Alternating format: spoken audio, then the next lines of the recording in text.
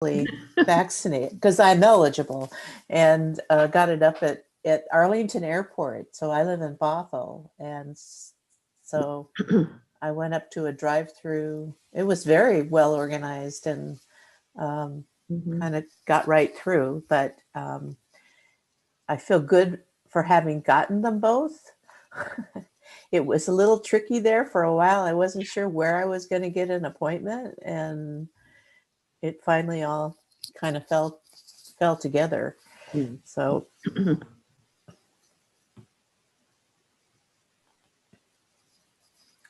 see.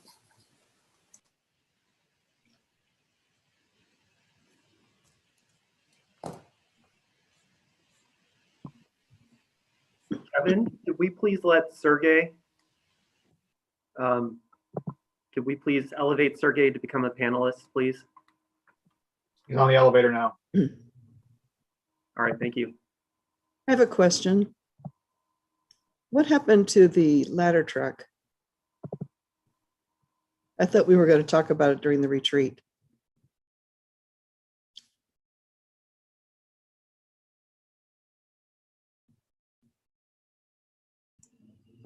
According to who? I think I heard Councilmember Mayhew say that we can do it then. I don't recall that. Wouldn't it qualify as a capital improvement item?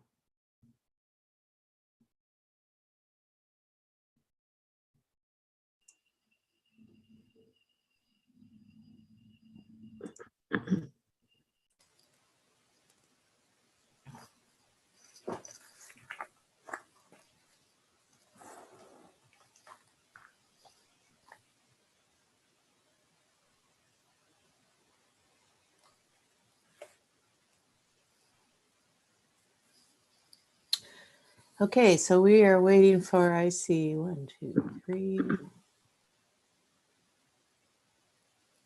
4.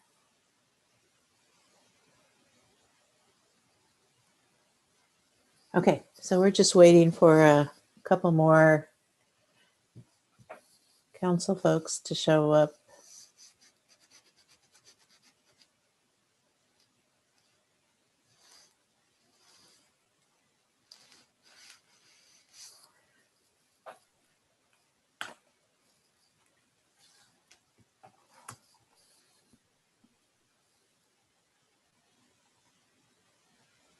Brian said he'd be late.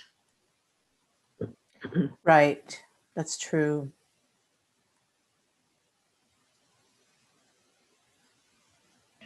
Hopefully he's late because he's replacing that lame Jets jacket that he was wearing. I guess we're waiting for Mayhew.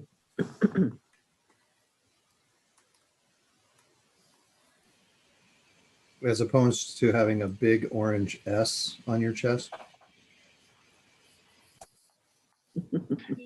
Okay, fair. That'd be for Superman, right? Yeah, probably not.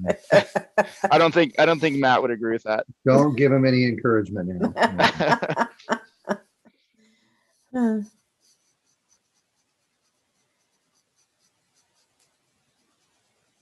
Okay, so we're looking for Jim's back. Brian's going to be late. So. I think we're okay. here. I think we're there.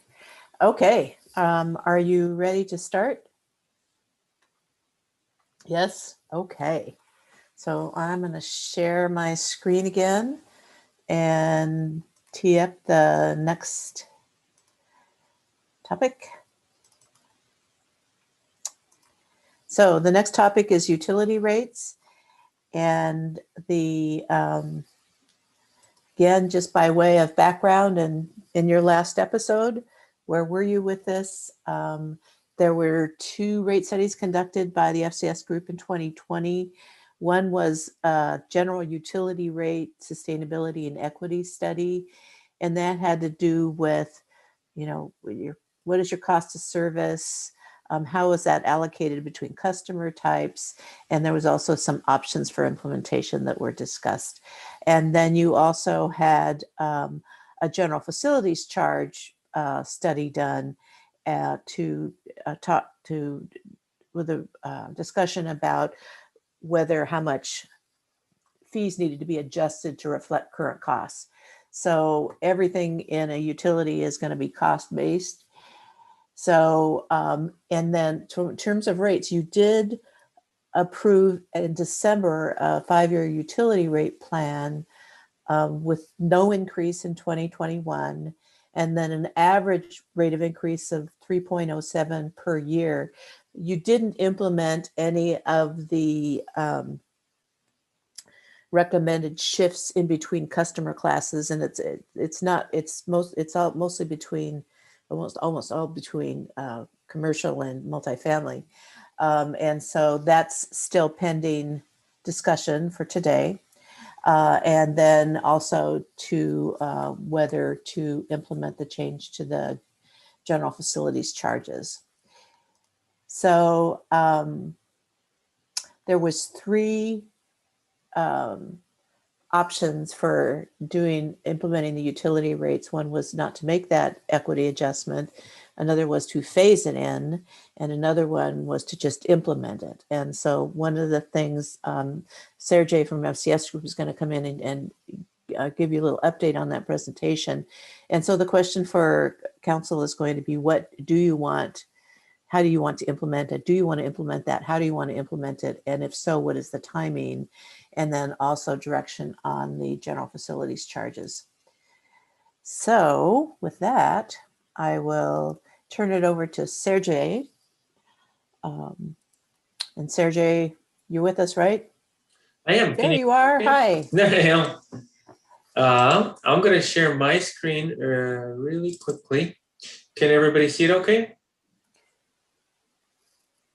And you can see the full screen of the presentation? All right. All right. Well, thank you, everybody. Thank you, council members, to having me on today to talk to you about kind of the next pieces of the study. I know we had quite a bit of engagement, involvement towards the end of last year. So we're just bringing back the pieces that were directed to follow up on towards that December, November timeframe. So our focus really today will be on the cost of service, that equity piece of the puzzle of utility rates, as well as the general facility charges, the one-time fees. And as a quick overview, since it has been a couple of months since we last talked, we're going to start out with a quick refresher, background, what was done in the past, overview of the steps included in the study, just to make sure everybody's on the same page, go over the progress and the recap of those direction that we received during the ending months of last year, and then dive into really cost of service, some of the implementation alternatives that we are bringing back for your consideration today, and then getting into the general facility charges themselves, talking about what they are, what can be included in them, and the updated fees that we have from this study. So as always, please feel free to ask questions if you have any throughout the presentation. So a quick refresher background. I'm sure you've seen this slide many times, but again, just a reminder, last study completed was in 2016. It was a comprehensive study for all utilities, water, sewer, stormwater. And from that study, we came up with a 4-year implementation strategy. So what you're seeing is just a refresher table from that study showing you an average bill for a typical residential customer with a 3/4-inch meter using 7 CCF on a monthly basis. And here, the council at that time had to make some hard decisions, and we did go into a strategy with 10% for 3 years, followed by an average increase of 5. At that time, we also completed the cost of service study, the equity study, similarly to what we'll be discussing today, but that study mainly focused on the sewer utility.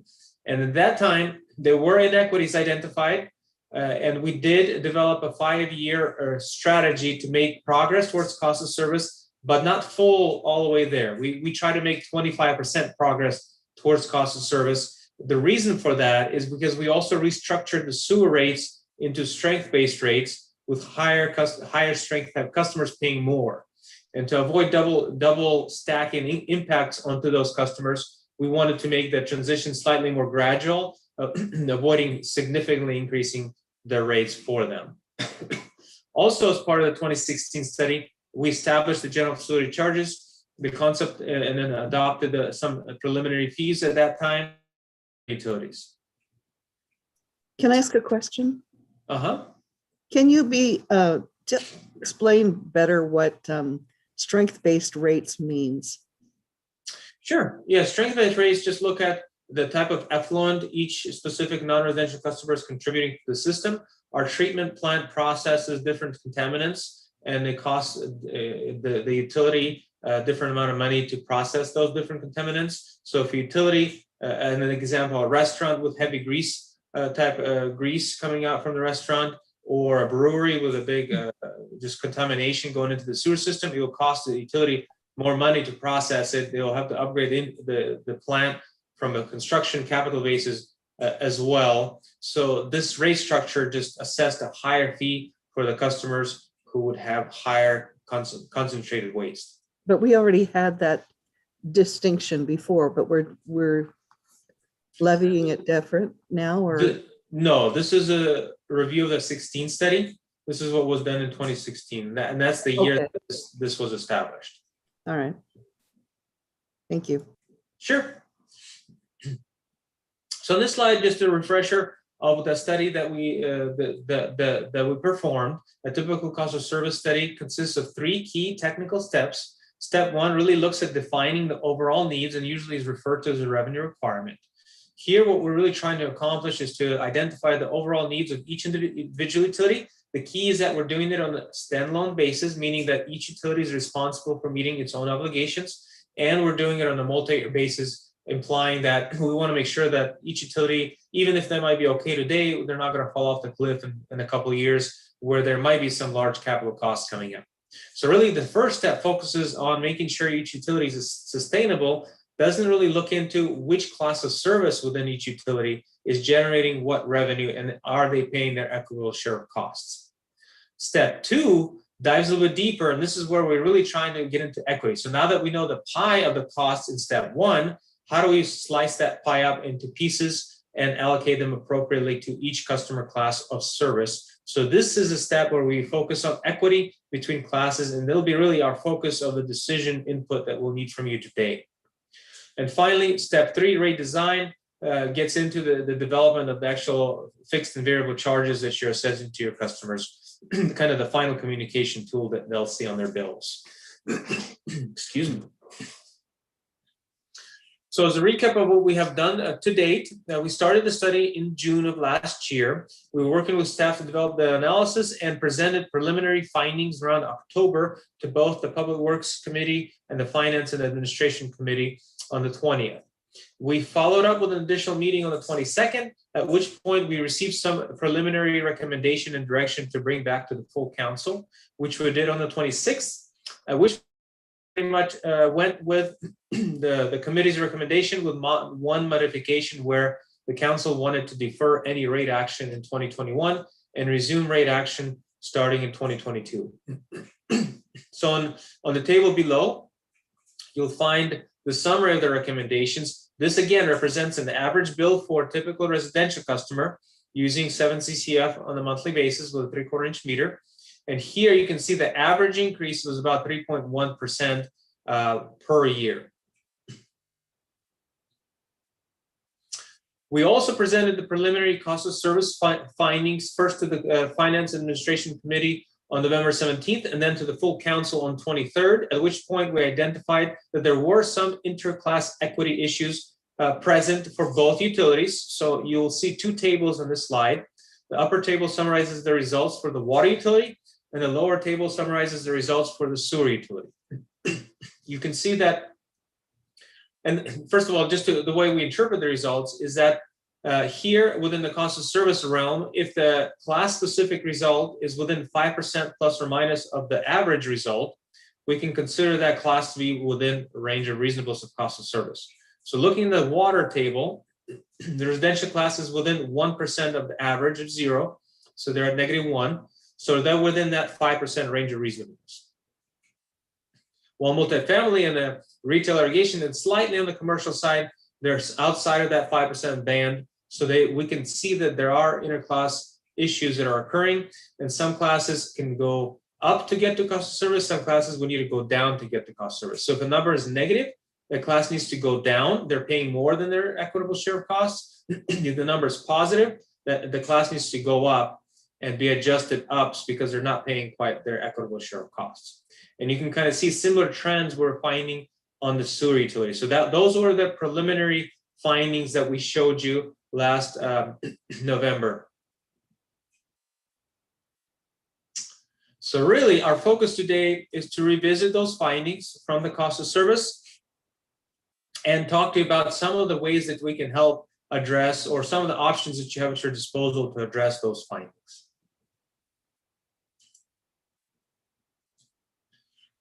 So we'll start with the cost of service analysis. And I mentioned before, at the very basic level, cost of service is just at the very simple level, the question of equity. Do cost differences exist to provide the service to various classes? Now, to perform the analysis, we utilize industry standard methodologies and approaches, but we really fine-tune and tailor the analysis to each individual utility that we work with. We do that by looking at your specific usage and demand information from your billing system, from historicals and recent data. We look at your planning and engineering criteria requirements for all the components of the system, as well as facility requirements. And in the end, that's how we get to the equity piece of the equation.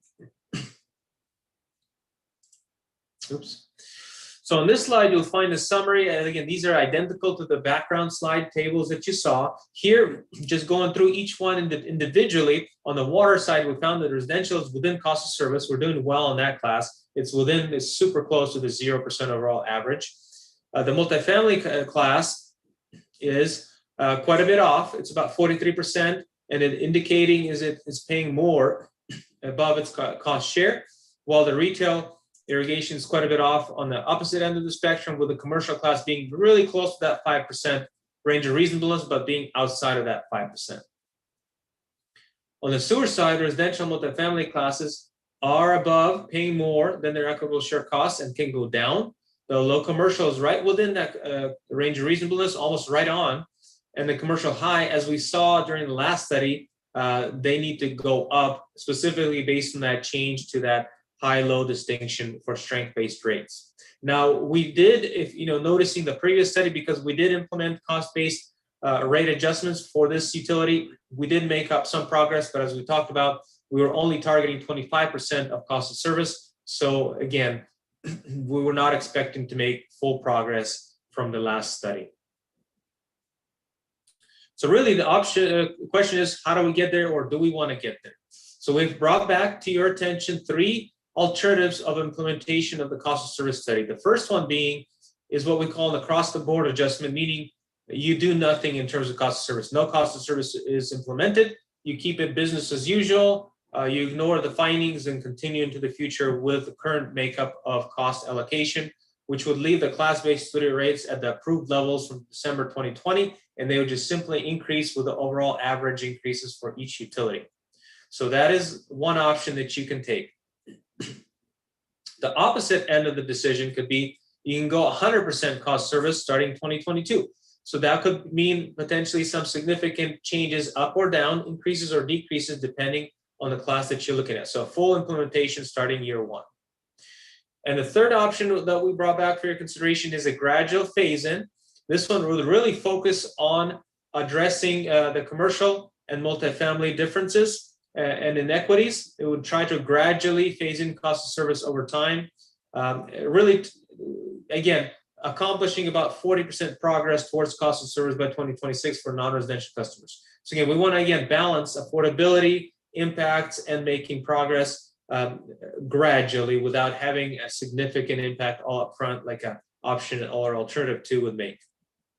So in order to demonstrate how this would impact the level of increases for a typical customer for within each customer class, we have prepared several slides coming up that will show you the average bill impacts for each one of these 3 alternatives for each class of service.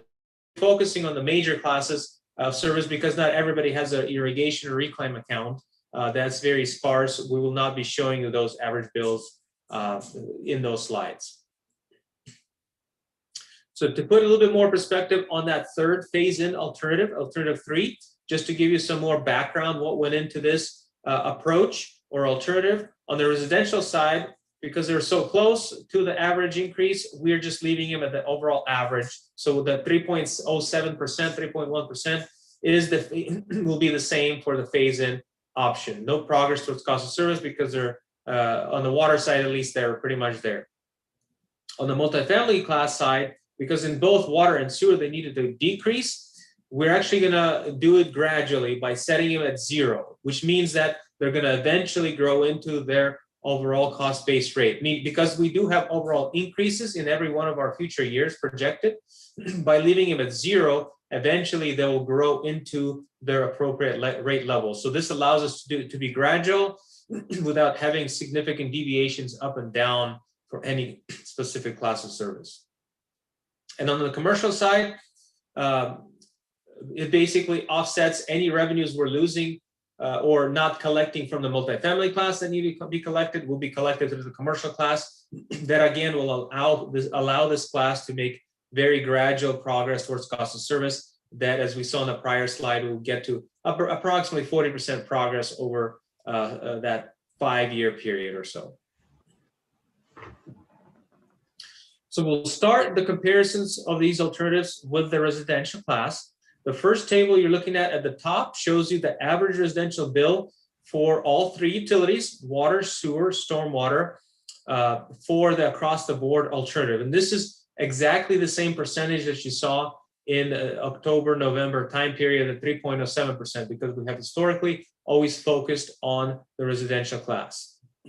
Option 2 would look at the full cost of service implementation here because of the decreases of 1% and then a bigger decrease on sewer. The combined bill would go down by about 6% for the full cost of service option in year 1. After that, it would be more average level increases and levelizing thereafter. So a drop and then an increase every year thereafter.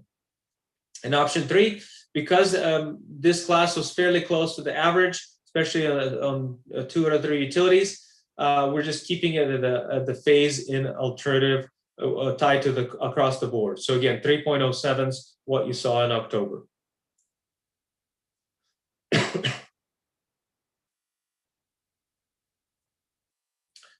Any questions for the residential class before I move on to the multifamily class? I do. Hello? Okay. Yeah. So I was looking at our rates, looking at it from the perspective of water usage, and we don't see that in this, this perspective. And I noticed that for our lower quantities of water, we have higher rates than Issaquah, and I just looked at one city.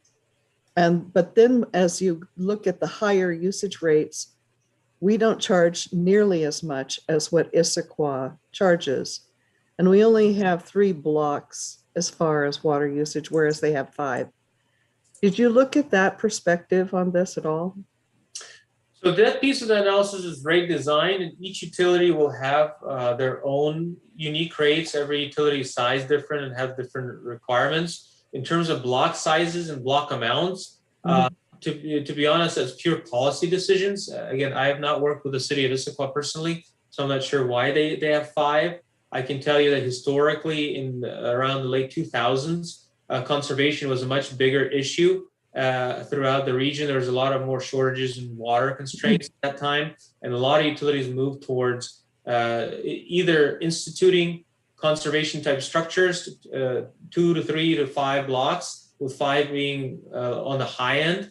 And a lot of utilities did not remove those conservation issue-based rates thereafter. Some have gone the opposite direction recently and have removed block structures in general.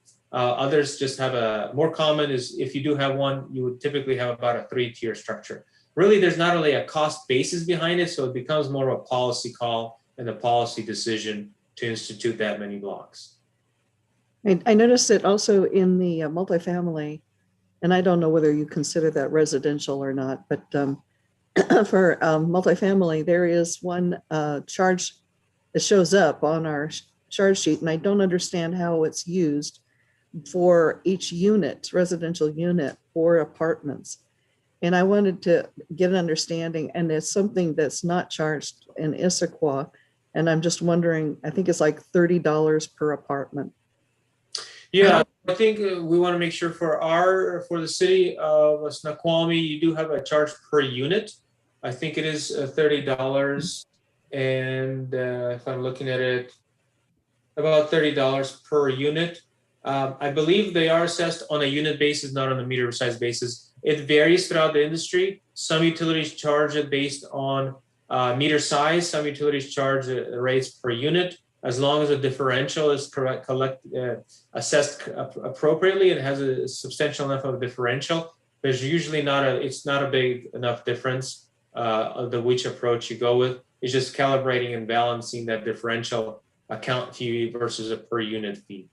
So then if it's all one or the other, then really when I was looking at the costs that are being charged to apartments or multifamily dwellings, it looked like their charges were more affordable than like single family dwellings. And I'm not sure about affordability, but from a scale perspective, we did identify in the prior couple of slides that multifamily can decrease, and that's what we're trying to address as part of this cost of service phase-in that we're discussing. So we're proposing that the multifamily class be held constant and not increase, while other classes increase over time, which will act as a decrease over time as a proportion of adjustment. So that would, if you consider that to be affordability, by not increasing the multifamily class for many years, you're creating a different, bigger ratio between a single family charge and a multifamily per unit charge, which would create a bigger difference and have a similar type result. So Peggy, I mean, if I could jump in here. And I see Catherine has her hand up too, so I want to make sure to get to her. So correct me if I'm wrong, but this Snoqualmie has developed their utility rates over time. And the way that they charge the blocks, whether there's incentives for conservation or whatever, is based on policy that's been made over the years. Is that, Sergey, is that right? That, depending on your city and who your consultant is, frankly, who's helping you with your utility rates, every city is a little bit different in how they're going to structure their rates. And so I'm not sure if there was a comparison done when you developed these rates. Was there comparisons with other similar sized jurisdictions done that sort of created a fair comparison? Because it's kind of hard to compare the rate structure as opposed to, somehow what does it cost?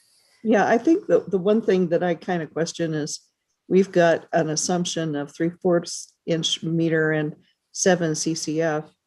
And I'm just curious, how that would change depending on higher usage.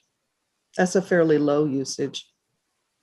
So 7 CCF is the city's average. We typically like to use your specific utilities average for an average bill. So that is why that number is selected. You're correct that the magnitude of usage would change unless within the different, there's a lot of pieces here, but I guess the average bill, if you use a different meter size, is going to be slightly weighted, but this is the average for the city. So higher or lower customers would see proportionally different of an impact, but without running various usage levels, I would not be able to tell you exactly. I'm assuming in this case, under this alternative, is just a proportionate increase. So you would, because each utility is a little different, it might change fractionally, but not too much. So you're just looking at an average here, as opposed, because there's so many different scenarios here. And for this study is to give you an idea of how it changes, how the monthly charge would change based on implementing these equity shifts if you do that. And so that's, kind of the focus here.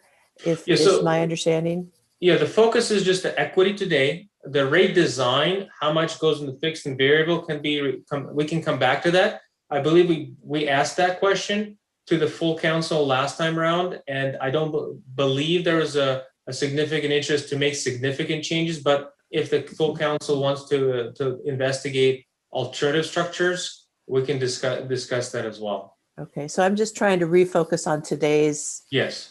topic, Peggy. So, and I know you had a lot of questions about this, so I don't want to dismiss that. But I want to make sure you're staying focused on the today. I just want to make. Is it my turn? It is almost your turn. Peggy, can we go to Catherine and then we can come back to you maybe? Okay. Okay, thank you.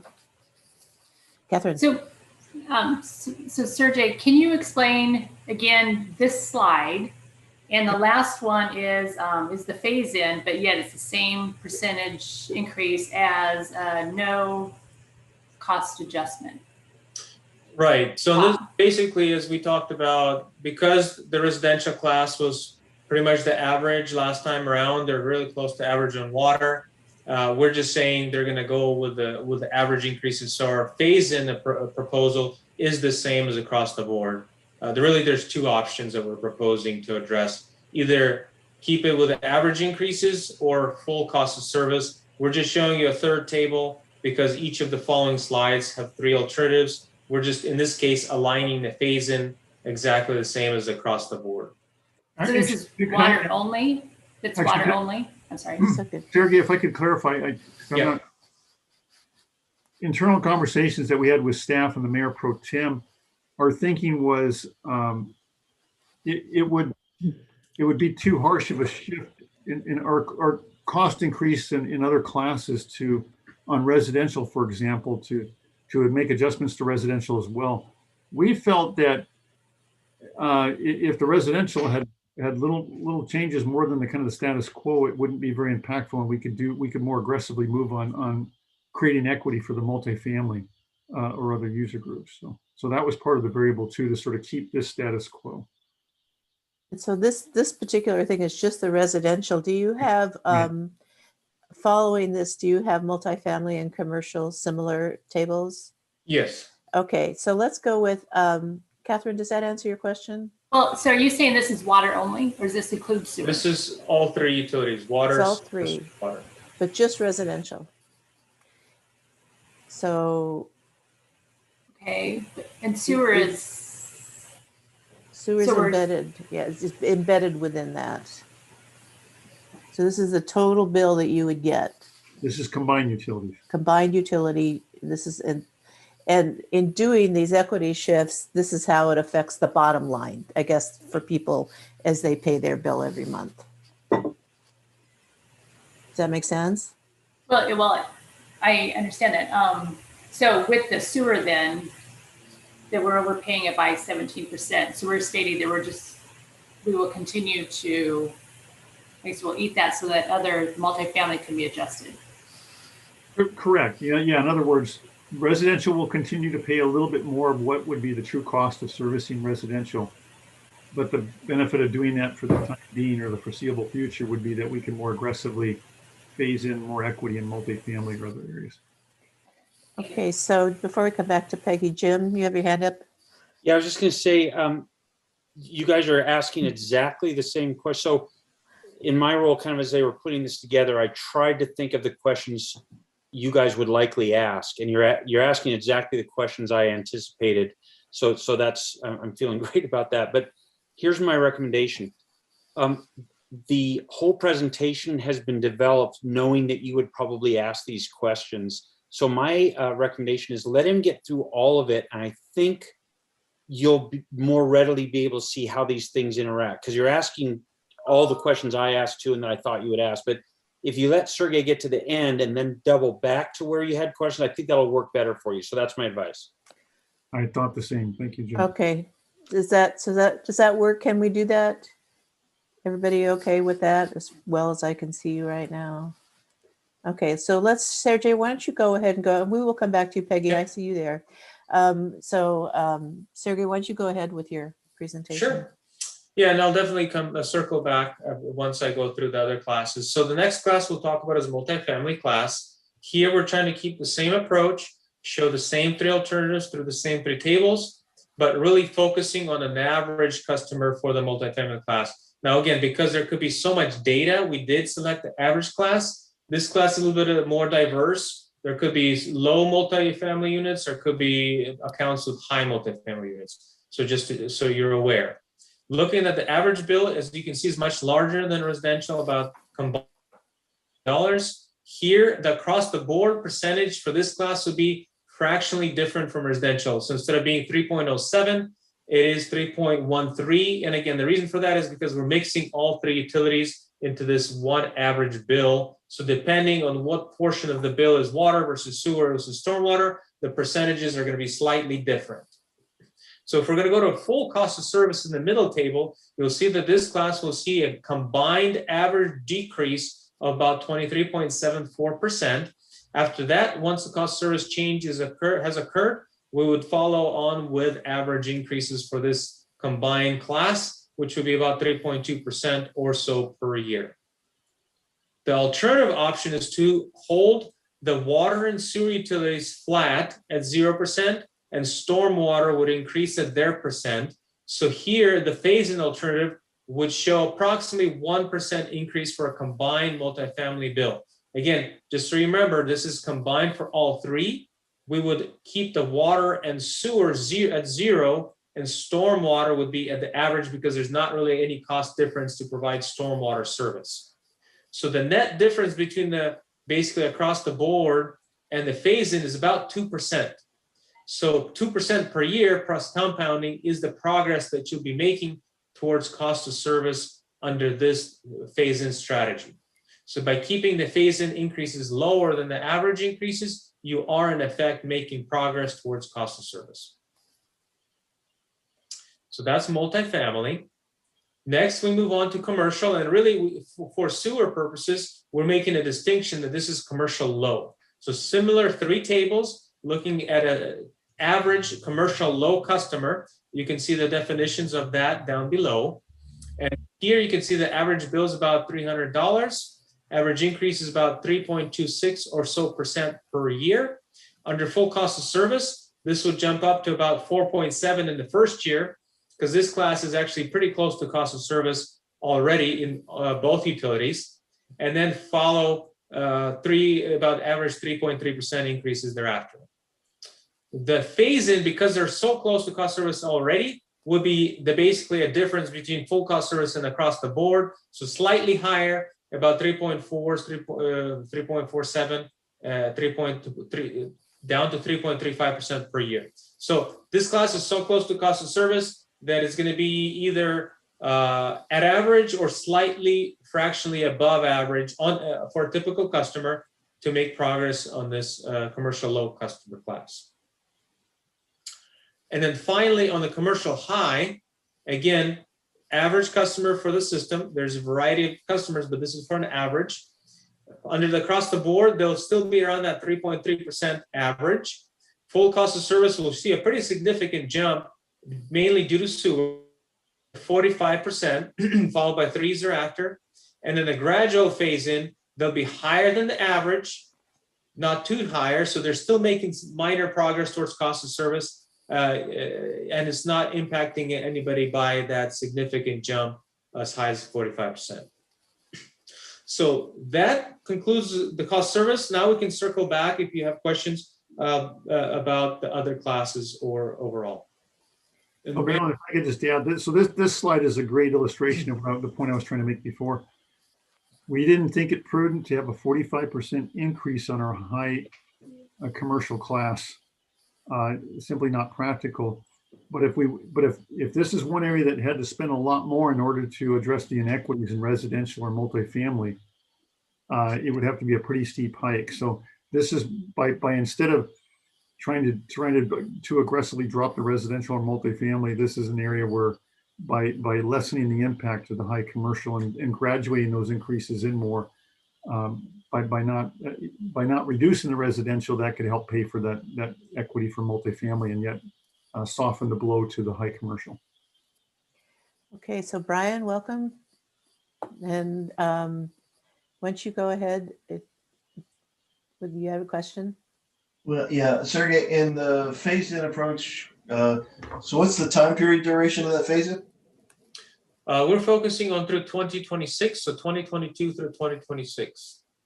So 4 years? 4 to 5 years of adjustments in this phase-in.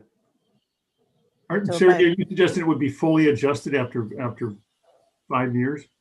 So they will not be at full cost of service at 5 years. We'll just be making progress. Non-residential will make 40% progress. And because historically the city has revisited rates every 3 to 4 years or so, depending on which cycle you've done, the goal is to see what kind of progress you made in that period. And then if additional adjustments are necessary to address it at that time. Right, so that's what I think Councilmember Holloway is asking. Yeah. Assuming a future council then agreed to the same progressive or phase-in, how many years would it take to get on this schedule? 10 years? Yeah. 9 years? And you're 8 or 10 years out to balance. I would estimate another 4 or 5 years thereafter, but I would have to do we did not develop a full phase-in to give you a precise answer. So So I it's not within this time frame. There's a little bit more time. It takes longer to phase Yes. into it. For all So I think there could be some discussion of how long do we want that phase-in period to be? Because really a 10-year doesn't seem to be that much difference than just keeping everything the way it is, percentage-wise. Maybe we look at a 5-year phase-in versus a 10-year phase-in and see what that difference is. Right, so off the bat, if I may, Marilyn, Yeah. we felt the full cost, trying to do a full equity adjustment in 1 year was just untenable, I think. Yeah, So that's what we're we hitting people up the side of the head. Right, and I think the status quo was also unacceptable. So we at least wanted to present these scenarios to say, council, do you agree with us that a phased-in approach is the way to go? And then to your point, Councilmember Holloway, there's a lot of nuances in how you phase that in. Is it 3 years, 10 years, 5 years, and of course the impacts accordingly. We just thought trying to boil all this frogs slowly would be a more preferable way to go.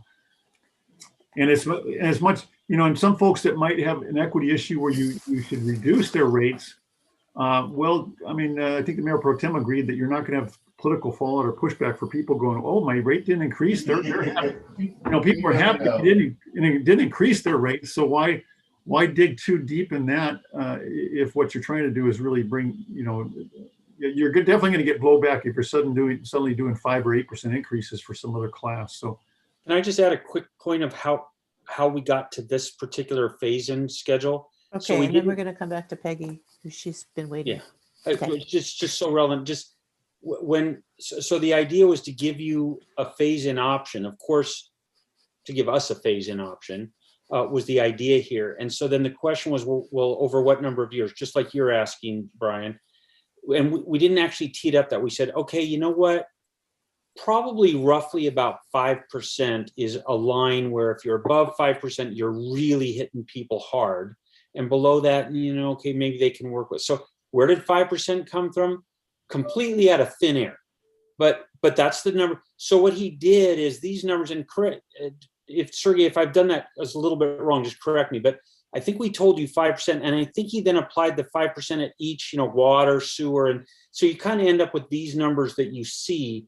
But that was kind of what was behind it. So rather than tell them an amount of time, we told them an amount that we thought people could sort of tolerate, beyond which it's really just was too painful, we thought. And so that's why you get this answer. That's why he doesn't know how many years. We didn't frame it that way. We said, hey, keep it below 5%. But if you guys want him to do something different, if we want him to do something different, he can. That's just where these numbers came from. So that's a little history about how they got there. And this is a starting point. Equity adjustments are good to phase in, I have to say, because it's usually correcting sort of a long-standing trend that happened that's either been in place for a long time or happened over a long period of time. Peggy, do you have a question related to these 3 options or the difference between these customer classes? I do. I feel that we really need to look at the volume of water and really make sure that we don't want to do that, because right now it makes more sense to go with that approach than what we're doing now. Right now, it looks like commercial is underpaying just based on our assessment of what what it costs us.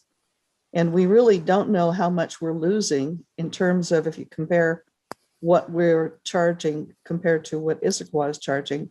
And I think that we really need to look at that. So are you talking about the overall rate structure, or are you talking about this equity adjustment? This equity adjustment, for full cost of service, 45% is, I guess, what ideally we should be at for commercial high, but we're only going to phase it in at 4%, I think is, that's just not even reasonable. It's a non-starter for me. Okay, so you're saying maybe a little faster, 46 is high, maybe a little faster. So that's just the rate that you phase it in. Yeah, the difference between what we charge for CCF compared to Issaquah is just enormous. It's just enormous. Okay, so, and as I said, you gotta be careful about comparing to your neighbors because it's like apples and oranges in a lot of respects. And so it could be a better option though. So that was Peggy, Catherine, and then Brian and Jim. No, or Jim and then Brian. Okay, Catherine. Yes. Brian and Jim. Okay. So can you maybe tell us who some of the commercial high clients are, or maybe the number of them? Is it just one or two, or are we talking a large number? I can look that up for you, but I don't have the top of my head right now. In terms of what type of businesses are type of customers, they're going to be mainly restaurants, breweries are the easiest ones to think about. Anybody who has food processing on site will probably be higher. Any of those type of businesses. So I'm wondering. I know, for instance, we have a casino that purchases. That's on the sewer line, right? And then potentially a new hotel at some point. Are we, if we have new customers signing up and could be commercial high, then can we charge them what they should be paying instead of this incremental increase where they're already starting out low? So I believe legally, if they're within the same class of service, they have to be assessed the same charge. If you want to create a different rate schedule, we would have to have a justification why a commercial customer, new McDonald's would be a different rate than the old McDonald's. They can't be arbitrarily different within the same class. So you're saying, Catherine, if I'm getting this right, so can we speed up the implementation for new customers and bring them in at the higher rate? But then you have that differential between customer classes that it's kind of hard to explain. True. I guess I would like to see the commercial high implementation like within the 5 years instead of pushing it out 10 years. Because that's only seems to be fair to everyone else that's pretty much paying for to cover them, right? Right. And well, if I could add to that, the dilemmas we saw within those classes were, one is, hey, the casino might be able to afford more on a faster time frame, but restaurants who are just coming out of COVID who have just gotten hammered probably couldn't absorb, or that would be a pretty big burden to lump that on. And then with the same dilemma was this with multifamily, whereas Panorama, for example, became a focus of more equity there, but then there's also multifamily at the end of Fairway Avenue. That's a fairly affluent multifamily product. Right, and I just checked, there's about 40 or plus accounts in the high category. But yeah, we could definitely model alternatives, but it's all, we're trying to take consideration of the impacts, especially with COVID, and trying to still make progress, but moderate the progress as well. Okay, Brian? Well, you got me off on a different thought, but all right. I guess I'm asking my other council members: would they entertain reviewing a 5-year phasing plan? Can we give direction as a council to say, go make that and let's look at it? To model it, to see what it looks like? Yeah. Okay, so people that have their hands up are saying, I have a question, not I'm in favor of that, right? So I still don't have a hand, but I'm in favor of reviewing it. Don't know how I feel about it, but okay, so Brian would like to see this model in a 5 rather than a 10-year to see how it impacts. And you'd have to phase it in across all your classes at once, right? The way, wherever you're phasing in over 5 or 10 years. It's got a balance, you bet. Yeah, it's got a balance. So anybody else want to see that? So I've got one to say, what does it look like with a 5-year? We Okay. had 2, because I mentioned it as well. We get a couple more questions asked before people set their minds, because there might be some other things to hear. Okay, so we've got Jim, you're next. So, look, you can do a rough ballpark on this, everyone. If it's going to take you 8 years or 9 years, and this has or 1, 2, 3, 4. So this is 5 years, and I guess Sergey said it would be about, I don't know. I think he said 8 to 10 years. Let's say it's 10 years before we get there. So you can roughly just look at this and know if it's 4% here, it's going to be 8%. You know, that if you double, you know, if you cut the time in half, it's going to double. You know, don't run the numbers. But I think you have a general idea. So, well, yeah, but Jim, I'm sorry, but I didn't Just a interrupt second. anyone else. Okay, Why are people all right. interrupting Just me? a sec, just wait, and then we'll get you, Brian. Okay. Go ahead, Jim. I'm trying to help. Sorry. All right. Okay, so so you get a rough idea. So just take a discussion. Let's say it's 8%. Here's the thing. And I want to make one really important point, folks. We're not losing any money. Anything you add to one category, you're going to give to another category. Anything you give to a category, you have to take from another category. This is an equity question. We're not changing the total amount we bring in. We're changing how we spread the rates. So we're not losing or gaining anything that we're assigning to the categories. So think about that. And then here's the thing. Our businesses, our restaurants, my goodness, they are struggling. We know we're losing restaurants. We're losing sites that might contain restaurants. We're losing them forever.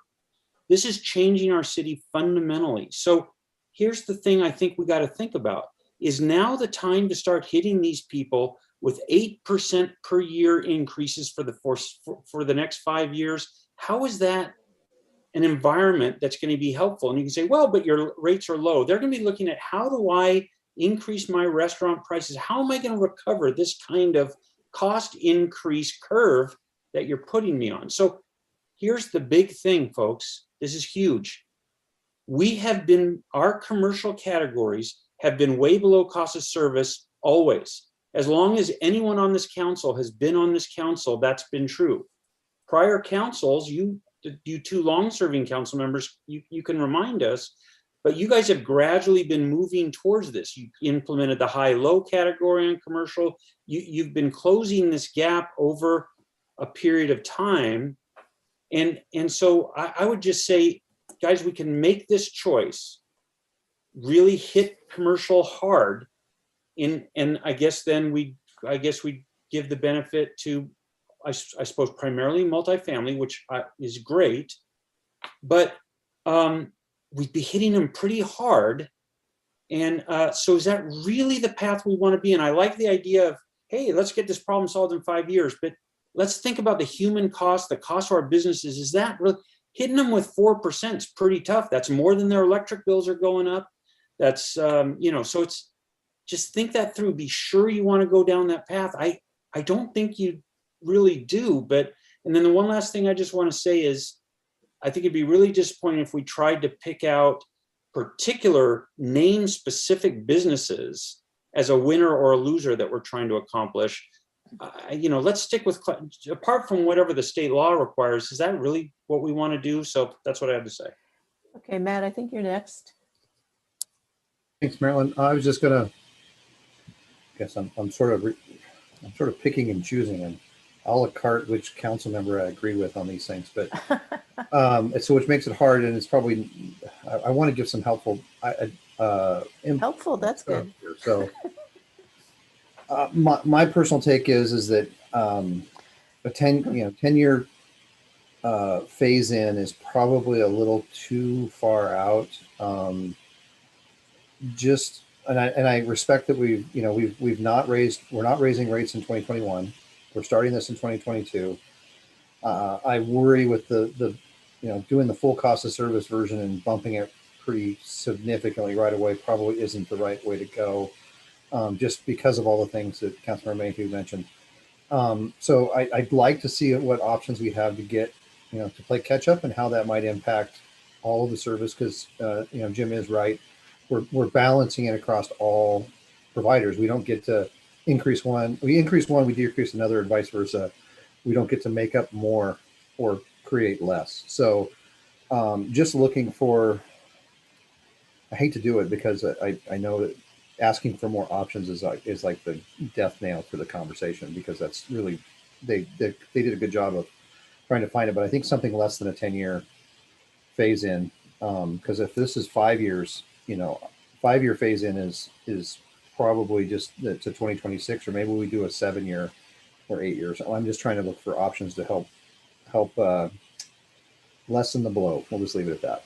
You want to lessen the blow, but you don't want it to take so long. Okay, so Brian suggested I want to see a 5-year scenario. So, do you want to see scenarios? I guess that's a general question. Brian, you're up. No, then Peggy. I want to go back. So option 1 is just maintain the rates they are, and that's the 5-year rate increase of cost of service. It's 3.3%. If we look at this example here, the 10-year plan only takes that from 3.31 to 3.92. So the 10-year balance is only 0.3% of a percent increase. So if you double that, that'll get this just a shade high of 5%, not 8%. That was what I was trying to do, Jim, you had some math carrying that wasn't going right. I've never been any good at math. Remind me to give you my taxes. But doing a 5% versus a 10% is probably along the lines of, in this case, a 5% increase in year 1 and comparable thereafter. Okay, it's so not too terribly onerous. Okay, so you're back to, I want to see a 5-year scenario, and Jim, you might be open to that. Okay, I think it's Peggy and then Mayor. Peggy? Yep. So if we can ask for scenarios, I'd like to see a scenario where we consider modeling similar to what Issaquah has in terms of water volume.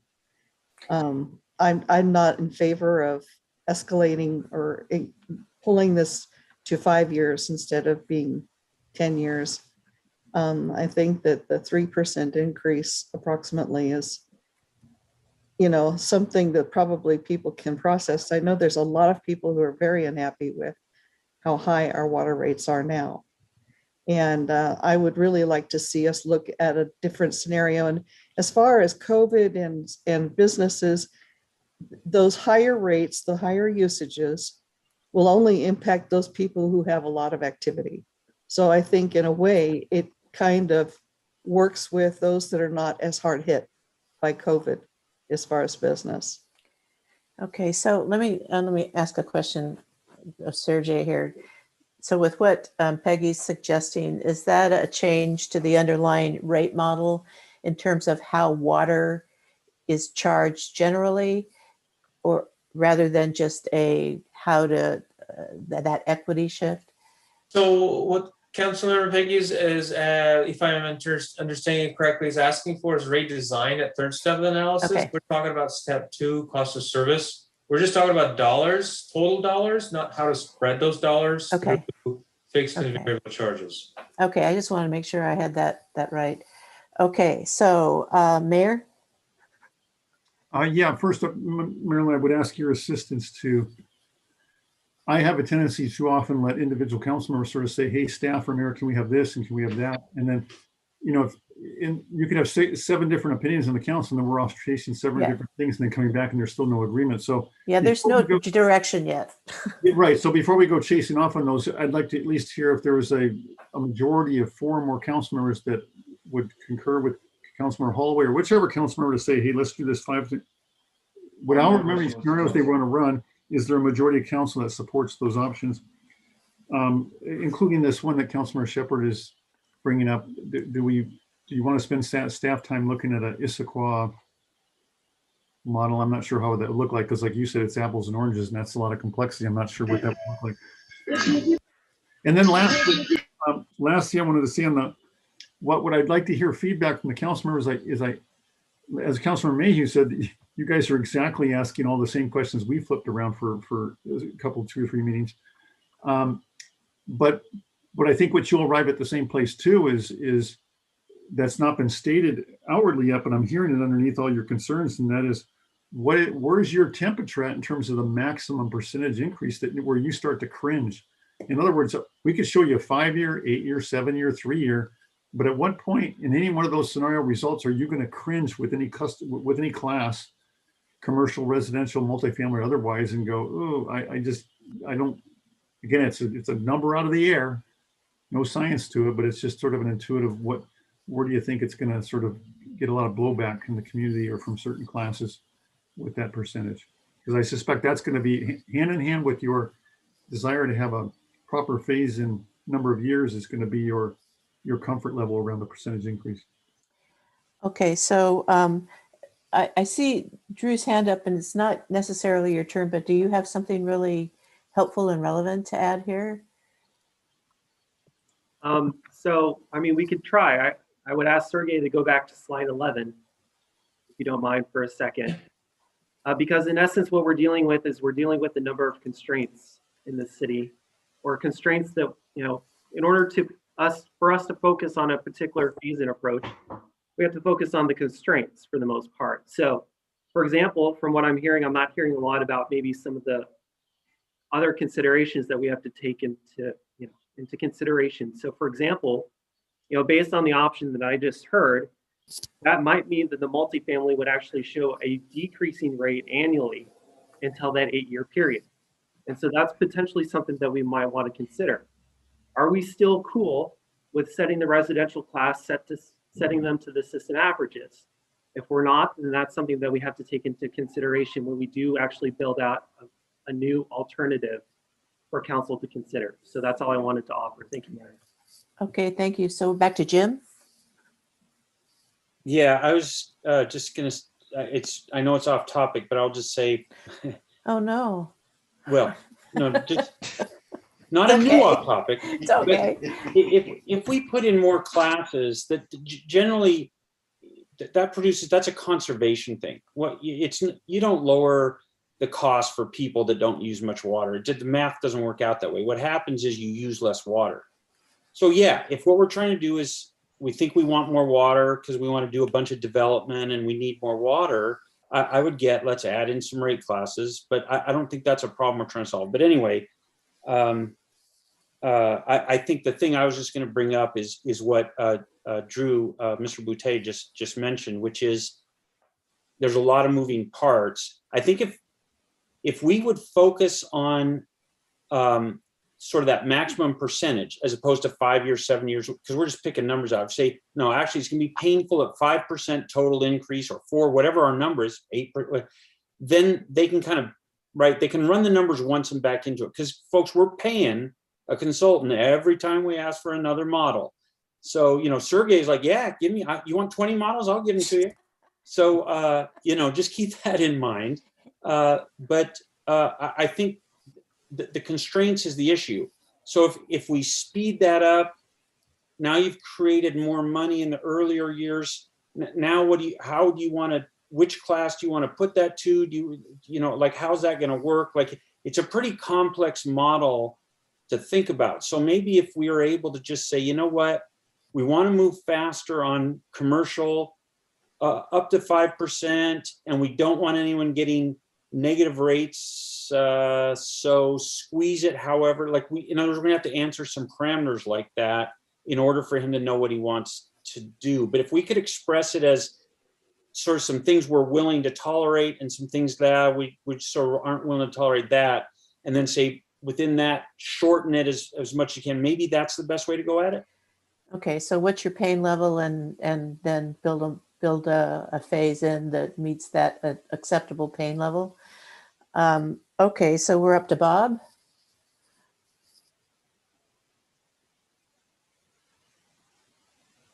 Muted. Hey, Bob. Thank you very much. We're being asked to consider whether we like alternative number 1, number 2, number 3. And actually, I'll sort of cut to the chase. It seems to me alternate number 3 makes infinitely more sense than the other alternatives, given the economic circumstances of today. And it seems to me that we ought to look at least 2 options. One option would be a 5-year get straight, or the second option would be whatever this that Sergey has projected here, he doesn't even know whether that's an 8-year or a 10-year get straight program. So I'd like to know what actually we're looking at. What is the year to get it straight?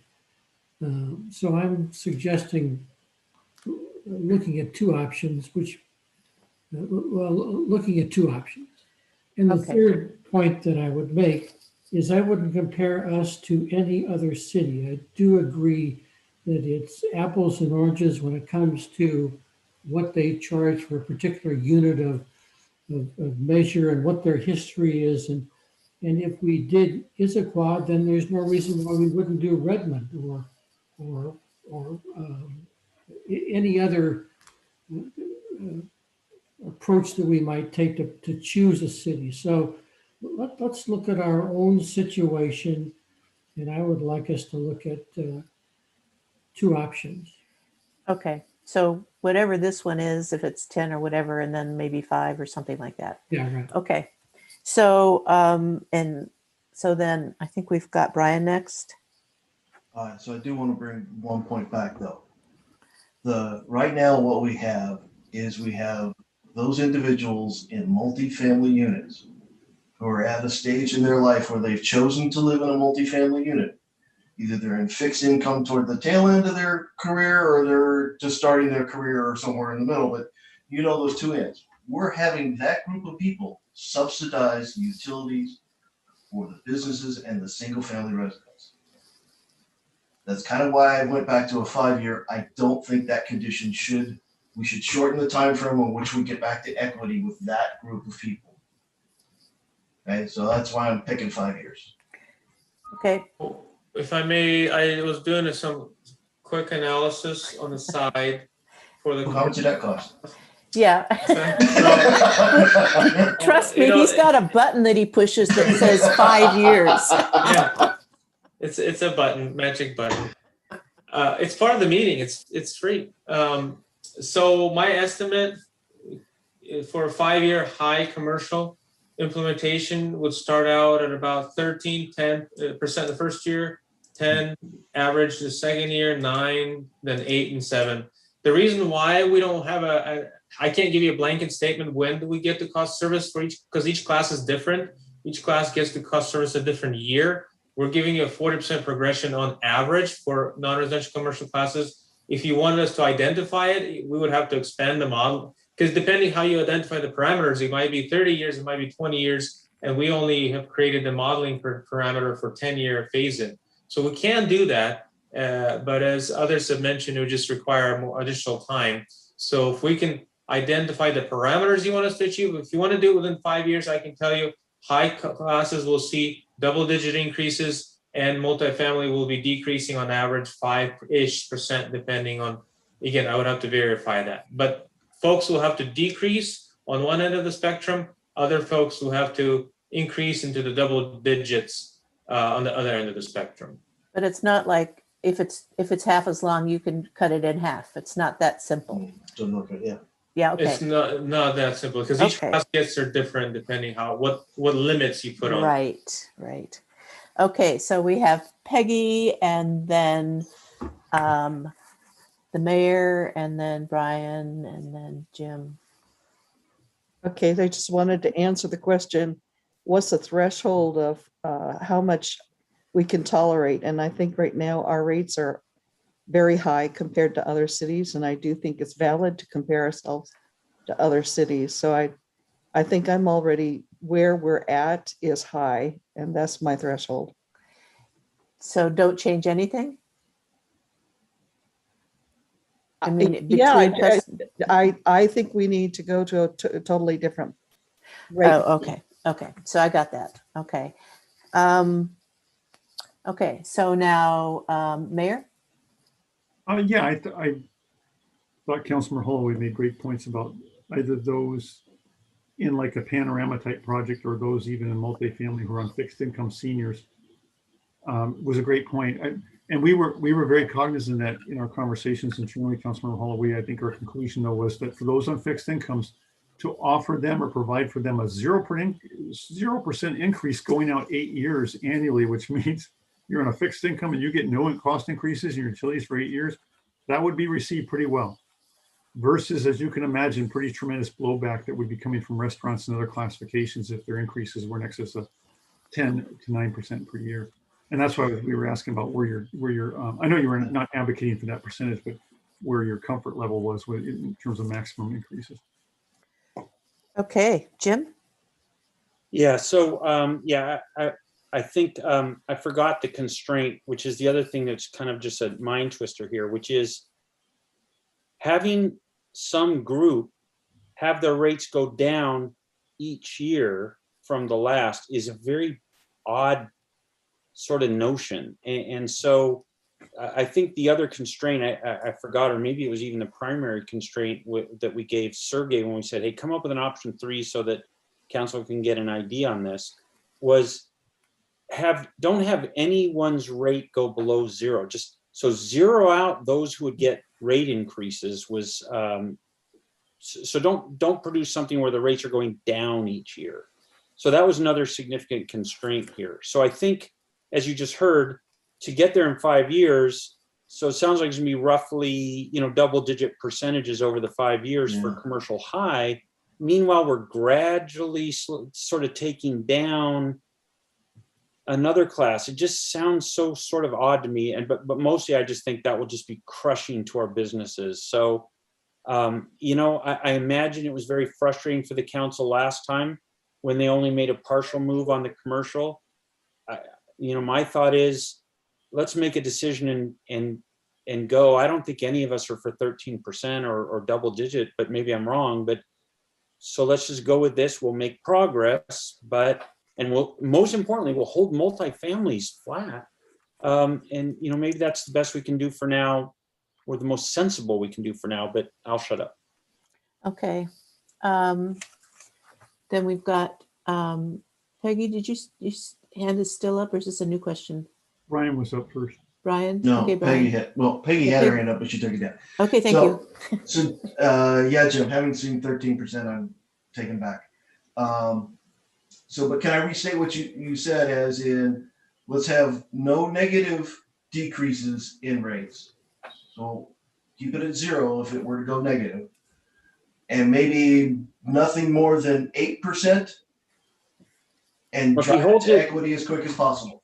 If you hold it at 0%, that's this thing he's showing us. In order to get this to go up higher, our target category would start having to go negative each year. I think what Holloway's saying is no less than 0, no more than 5 resulted in this. He's saying push the upper threshold to as much. Push it to 8. No, you can't, because anything, it's a balloon. Yeah. If you squeeze here, it pops out here. Yeah. So if you increase more here, whose rates are you going to reduce? You have to reduce someone's rates somewhere else. that's going to take them below zero each year. No, he's saying the years of where you squeeze the balloon is on the number of years. Squeezing it back in on years. No. We're saying the same thing. three-dimensional. I'm not saying a different thing. So take 2024. If you increase this thing, right, then what are you going to reduce? So if you take 2024 from 3.85 and instead you do it at, I'm not saying you're saying this, Brian, but say you say 6%.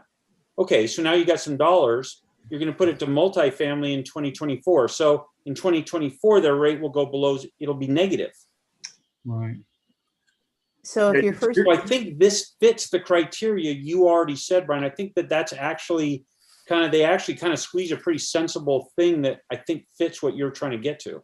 Well, Yes, what you're saying is the only way to escalate it faster is to have to decrease some classes while you're increasing others. right, otherwise you're going to be over recovering your costs, and there's a way to do that, but it's not simple, because then you have to kind of use it as a rate stabilization thing going forward. Sergey, I think maybe so. I respectfully disagree. Okay. That being, there's a 3.3% increase just levied in here that is an escalator.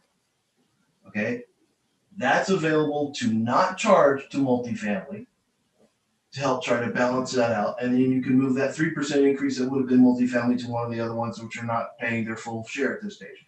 So I think we ought to, again, give the parameters to Sergey, let him run the model and come back and tell us either our parameters don't make sense or what. But all I was changing was from, you had a 5% limit. I said, take it to 8% and drive it as fast as you can with no negative.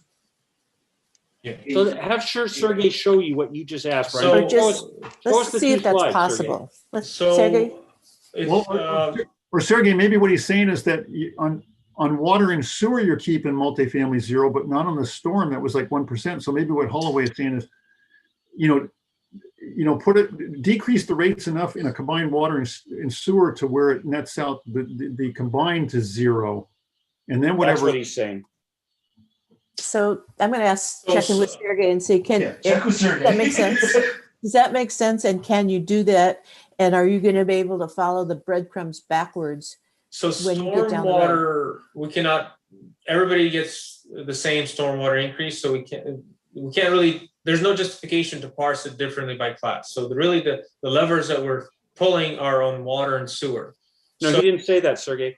He said let it go negative by the amount of, so for sake of argument, let water go negative each year by the amount that stormwater is going up each year, so that the customer on their total bill experiences 0%. Right. So you can't, you don't want one utility to subsidize another or vice versa. So can you do that?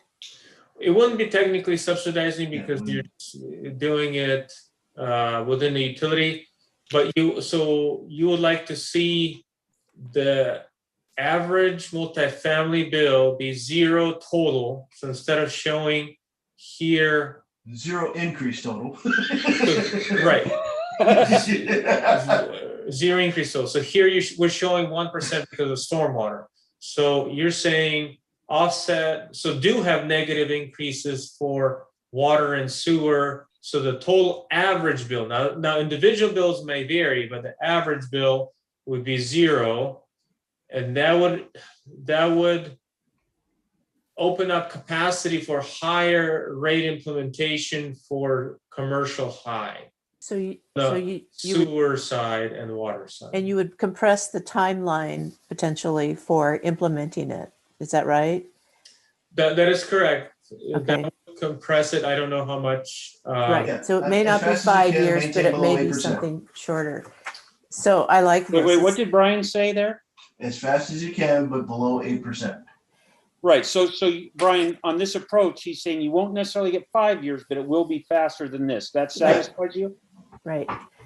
Right. And 8% as total, not 8% by utility. Just want to make sure, because you'll have water sewer be above 8% for it to average 8%. I guess it's total because you're not showing. I don't have the data to answer your question. You're showing me the aggregate. I'm giving you a response on the aggregate. Okay. The aggregate should not go up more than 8% a year. Okay, so what you are tasking, I'm hearing you, at least a subset of the council at this point, I'm not sure, I think we're there, but is running another scenario that has this, that stays within this parameter of 0% increase in multifamily and not more than 8% increase in the rest, in the total, and that whatever time period that results in, it's going to be somewhere between something less than 10 years, but maybe something more than 5. I'm good. Are the other council members good with that statement? Yeah, so so I see a yes from Bob. Catherine's okay. Jim, Right. your hand is up. Yeah. Question. Okay. So what we'll do is we can bring that scenario back along with this one and then have the council weigh those two together once you see the numbers of what they come out at that analysis. And then you'll choose between those two and do something. Yeah. I know Yep. I'm not pushing or anything, but it's just, you'll get there. Yeah. I just want to make sure I understand what Brian's instruction was. I just want, because I think I'm totally with him. So the primary thing we're going to ask is go to multifamily, cause the average overall increase to be 0% over this time period. This time period, whatever it is. It's on the screen here. That's 5 years. Until equity. Okay, until equity. Yeah, because you can't see the out years, right? Yeah. Correct? Yeah. Good. So he's saying, if I understand it correctly, set the overall increase for multifamily, for the average multifamily, to 0% until equity is reached. By doing that, we know that will, since stormwater we know goes up a little, that'll allow him to go a little bit negative on water or sewer. He'll then take that amount that produces or that requires to fund, and he'll fund it out of putting increases over in commercial. And the only restraint then is whatever those increases are, though, do not let them go over 8% in total.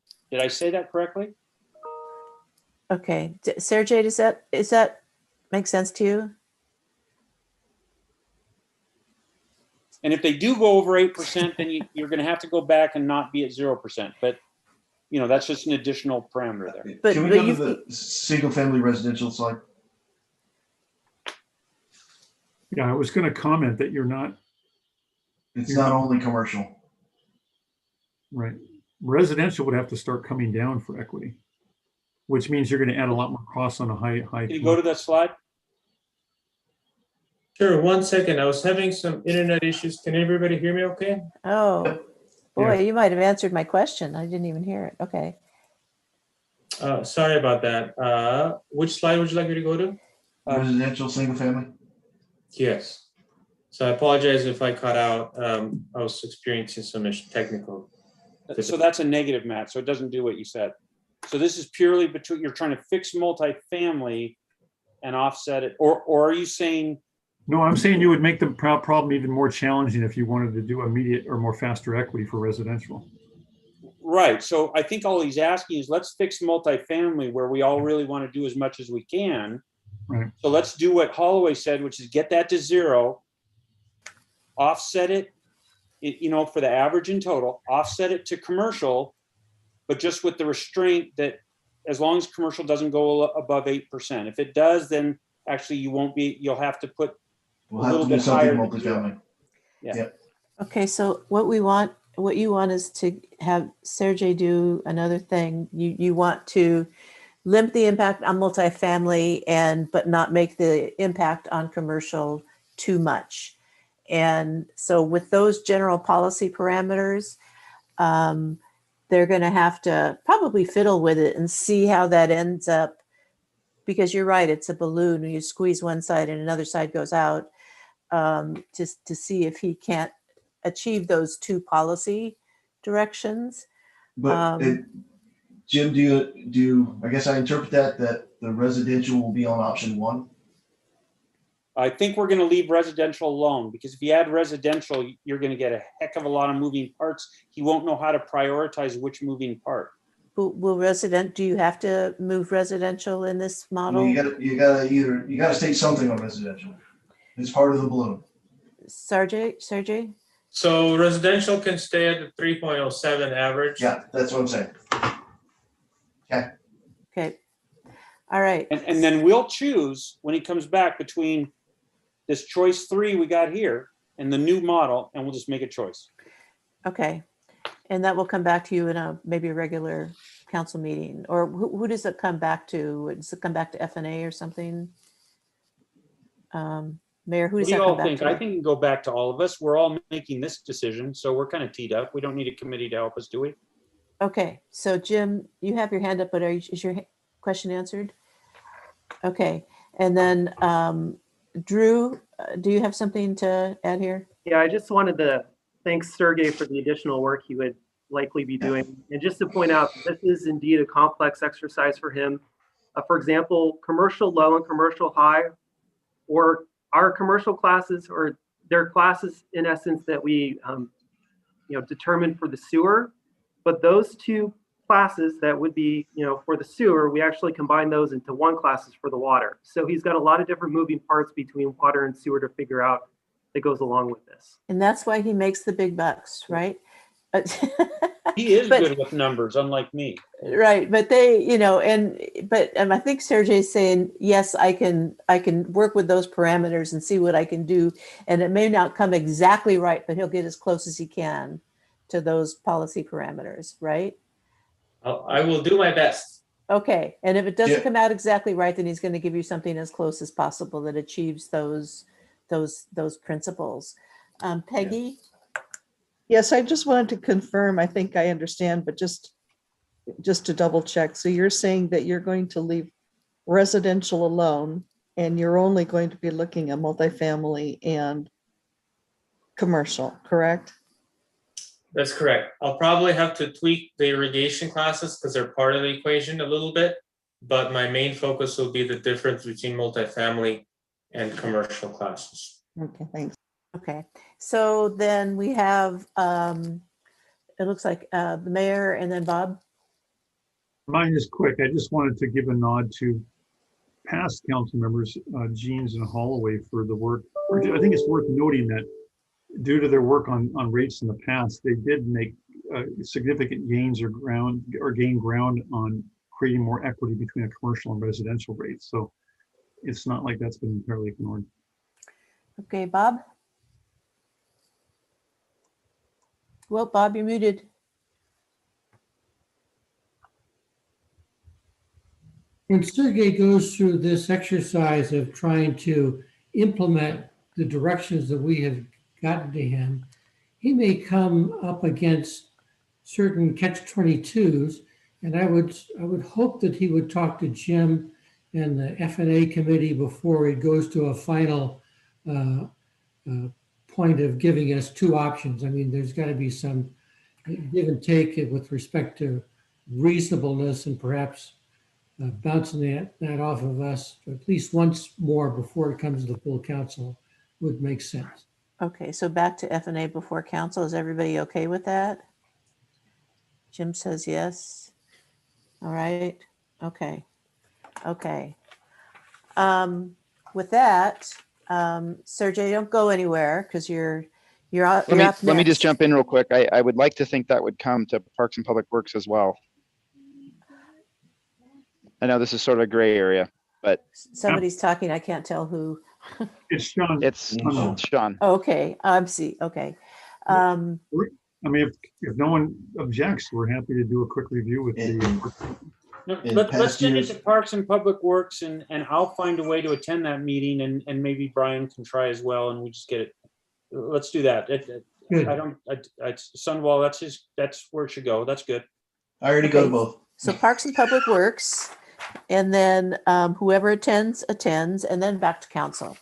Okay. All right. So looks like we still have a couple hands up. All right. Let me see. Bob, Down. did you ask your question? He left his hand up. He took it down. Okay. All right. Drew, and then we'll come back to Peggy. Yeah, so I just wanted to let you guys know that this portion of the presentation or portion of the meeting was scheduled to last until 2:15, which is the time that we gave Sergey for the most part. So he may have another client later that he has to get to. I'm not sure what time that would be, but he might have a limited amount of time to spend with us for the remaining. Okay, so let's check in with Sergey. How you doing? Because the next part is the CFGs or GCs, whatever.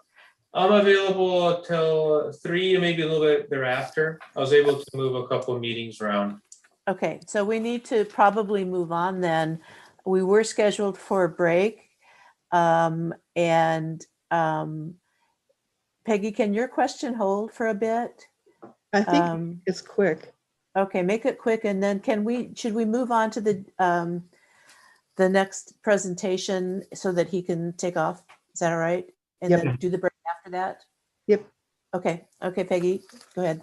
So my question is, if we're only looking at commercial, can we add extra blocks just for commercial? That would be a rate model change, that underlying rate model. And I didn't hear, I think a couple of folks have addressed that of not looking at the underlying rate model. But would be a parking lot item for another time, is if you can get enough people to want to look at the rate model, the underlying rate model, that's what you would have to do. It would be a pretty fundamental shift. So so my parking lot guy, whose he's nodding his head and he's putting that on the parking lot. Okay, so are we good? Everybody going another few minutes on the Sergey's presentation? Okay, Sergey, go. All right, thank you. Well, so that concludes for the time being our discussion on ongoing monthly rates, and we'll switch gears and talk about one-time fees. So this is a critical piece that we want to keep in mind, is that general facility charges, you might have heard them referred to as capital facility charges, system development charges, impact fees, or so on. There's a lot of names for them, but really they're one-time fees imposed by new development or certain type of redevelopment, upsizing related, as a condition of service. So again, significant distinction: one-time fee, new customers versus ongoing fees that we just talked about. Now, in terms of the legal authority to grant cities and towns a right to impose these fees, you can find that in the revised Code of Washington, RCW 3592/25. And really, the guidance outlined in that RCW dictates that these charges can be assessed, but they have to be based on the cost of the system, and they have to be proportionate based on the capacity they provide, which, if you interpret, it means that they're tied to the cost of constructing the system. And because they're tied to the cost of constructing the system, meaning the assets in the ground or the assets necessary to put into the ground, the money recovered from these fees can only be used for capital purposes. It cannot be used for operating purposes. Now, these type of charges typically consist of two cost components. We usually call them the existing cost basis. This portion of the charge is related to, you can think of the infrastructure that's in the ground today. And I like to think of it as an equity type portion of the charge, where your current customers have constructed a system that has extra capacity to allow some new customers to connect. So when new customers connect, they're basically reimbursing the current customers for their investment in that extra capacity. Now, the second cost component is the future cost basis, which helps to pay for any deficiencies that are preventing future customers from connecting. So to allow our future customers to connect, we need to build certain capacity enhancing projects. So the capacity enhancing portion of those projects is part of this future cost basis and can be included in this charge.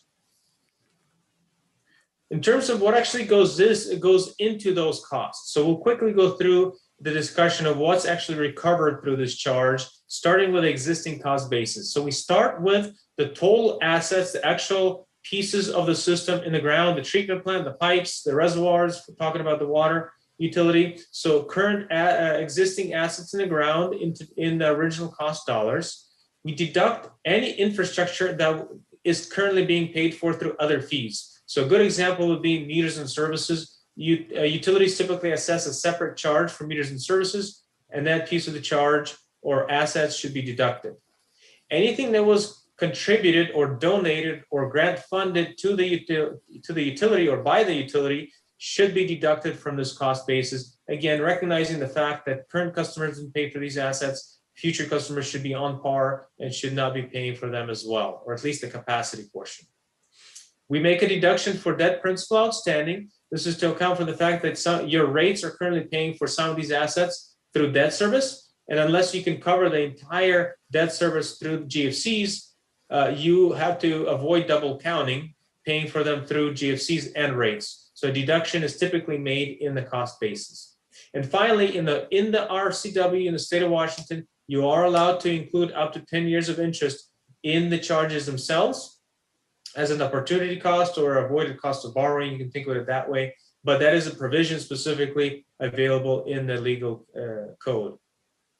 On the future cost basis, we start with the future capital plan in today's dollars. By statute, I believe you can inflate these fees into the future to account for inflation. So since we don't know future inflation, we start with today dollars, and then you may inflate it annually within the credited index into the future. We'd make the same type of known deduction. So if we know that certain assets are for sure going to be funded through contributions or donations, we take them out of the cost basis. Anything that's renewal and replacement is taken out. Again, we're only trying to identify what is capacity enhancing and only include the capacity enhancing share of costs. Once those two pieces are identified, we divide them by our denominator. It's either total existing and future customers for the existing cost basis or future customers only for the future cost basis, because we're identifying the capacity enhancing share of costs only. So on the next slide, we'll kind of skip ahead and provide you with an update of a typical 3/4 inch meter or residential connection. We'll still show you how we got to these charges in a second, but to give an idea, right now you're down the middle of the pack.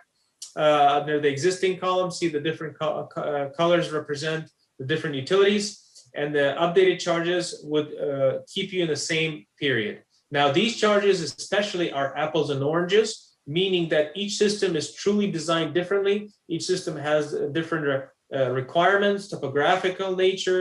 Some have different pump stations because of the hills they may have. So these charges are truly reflective of the cost of constructing your system.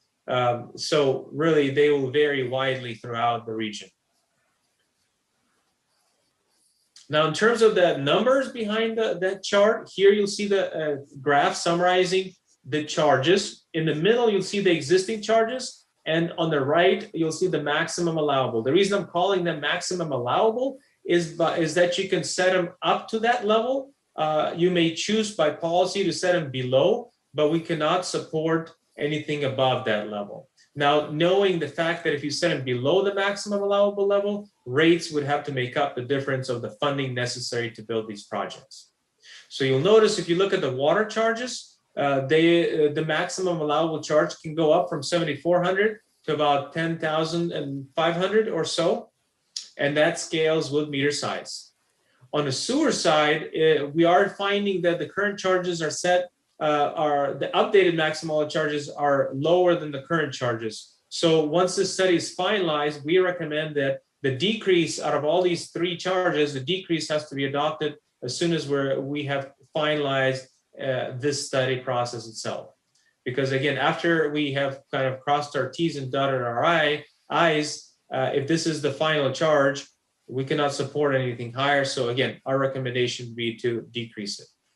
And then finally, on the stormwater side, we are showing an increase up to $2,700 from $350 approximately. So if you roll those up together, the 3/4 inch charge for the water and the per ERU and the per ESC charges for the other utilities, this is how we're getting the combined fees of about $20,000 to $21,500. Before I move on to the details, does anybody have any questions? We do have a couple of slides showing the calculations with the numbers, but again, that's just showing how we got to these numbers. Okay, Sam, Matt? Yeah, thanks, Sergey. What's the impact on the sewer ERUs where we have our existing rates are higher than the maximum allowable? What is the, do we have to drop those or can we maintain status quo? So in that instance, they do have to, if this is the final number, again, we're constantly checking and all the calculations, but based on this result, we are showing we have to drop them because under the cost approach, we cannot support the higher number this time around. All right, thanks.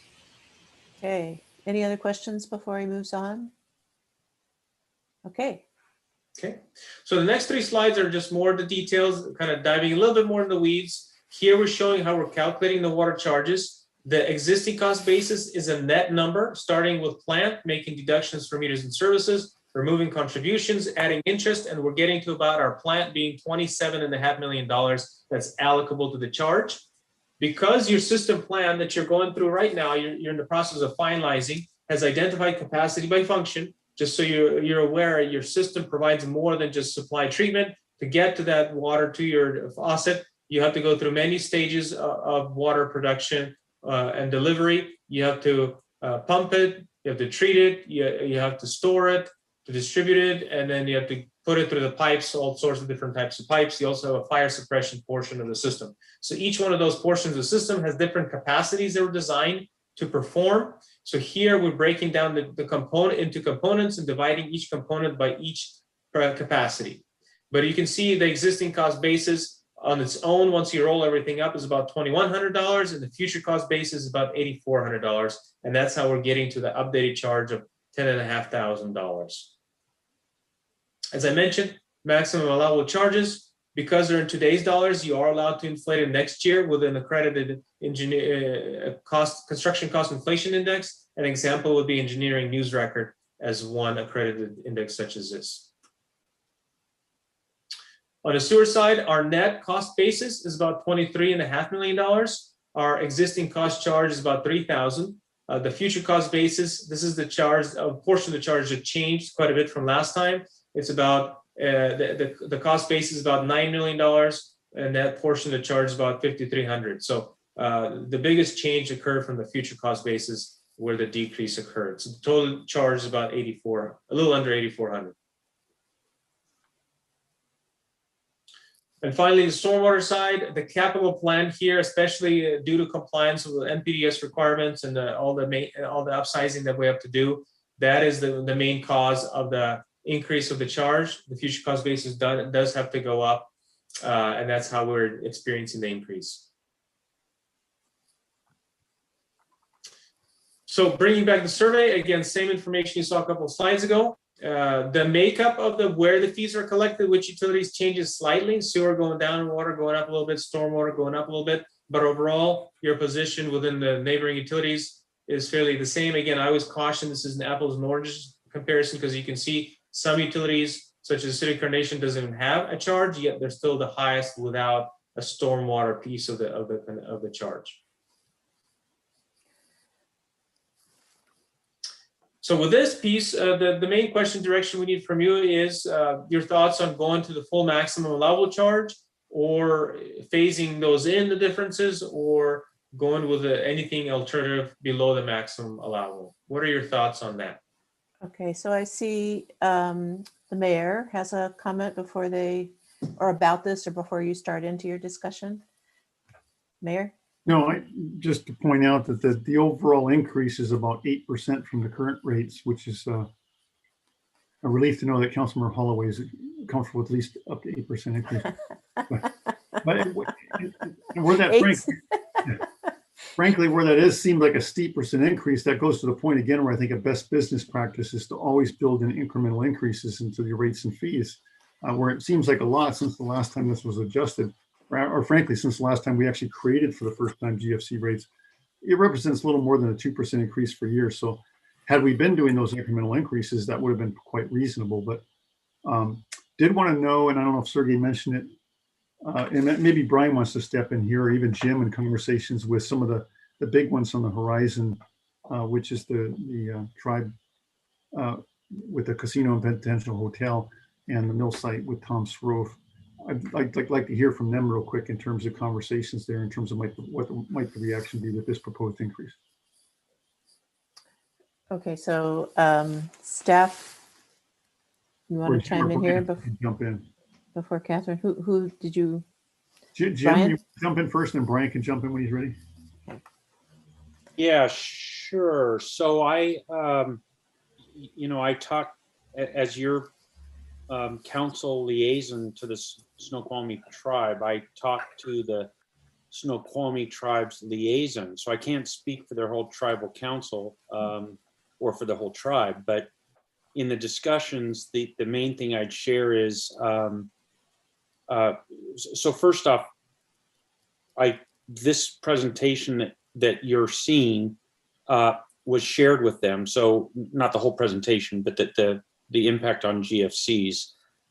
Look, that's just kind of how we ought to interact with, whether it's a large developer or whether it's with a neighbor, the tribe. It's just kind of common respect. I hope that makes sense to you all that I did that. I hope that's what you expect me to be doing as your liaison. So, but we're going to say that we asked him to do that. I asked him to do that because, again, that's been our modus operandi in the past with GFCs or rate increases, is we will invite the major stakeholders down to City Hall to meet with the public works staff to walk through why that's happening so they don't get shocked. I think it's a common courtesy and just a step of, kind of respect and transparency.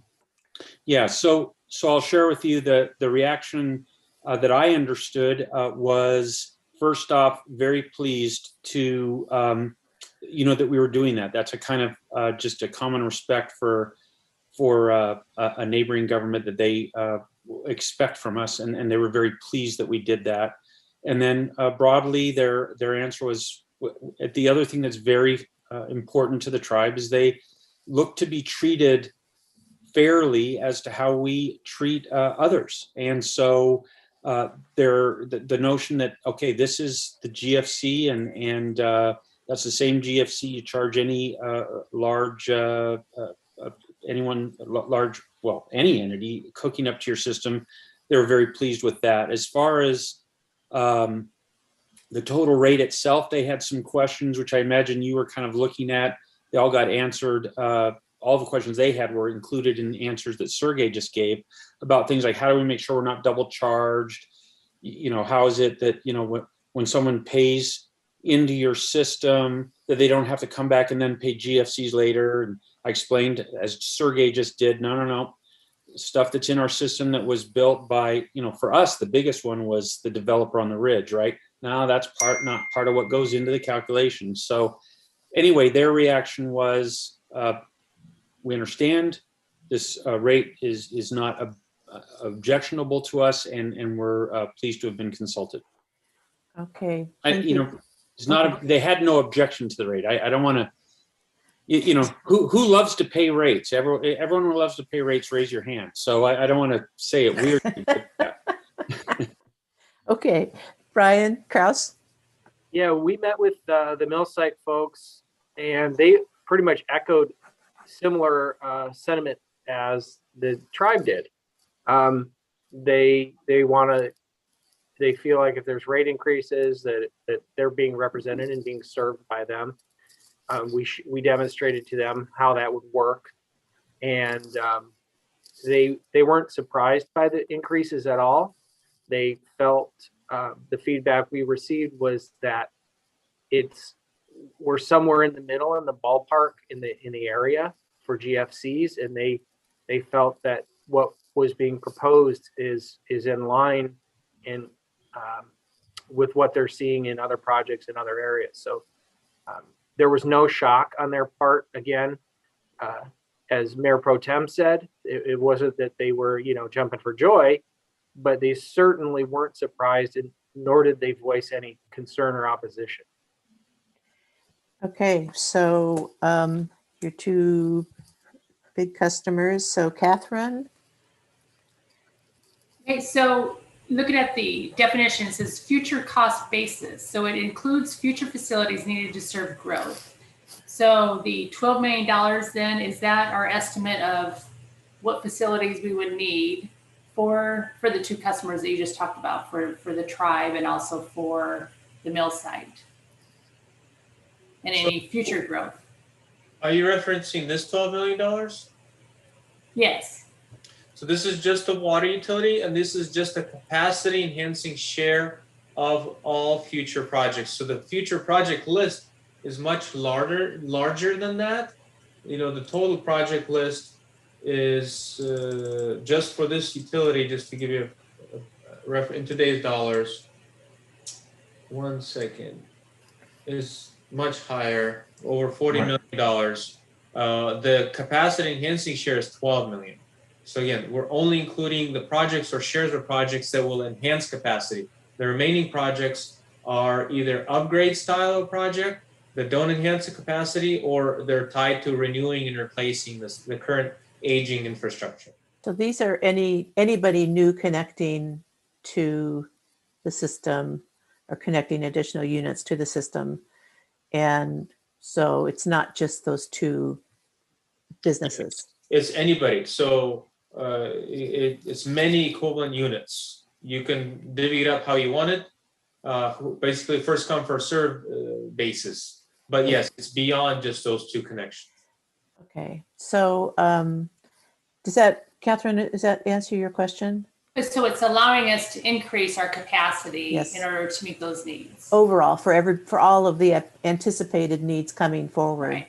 Okay. And I will say just real quickly that these kinds of calculations are not for the faint of heart.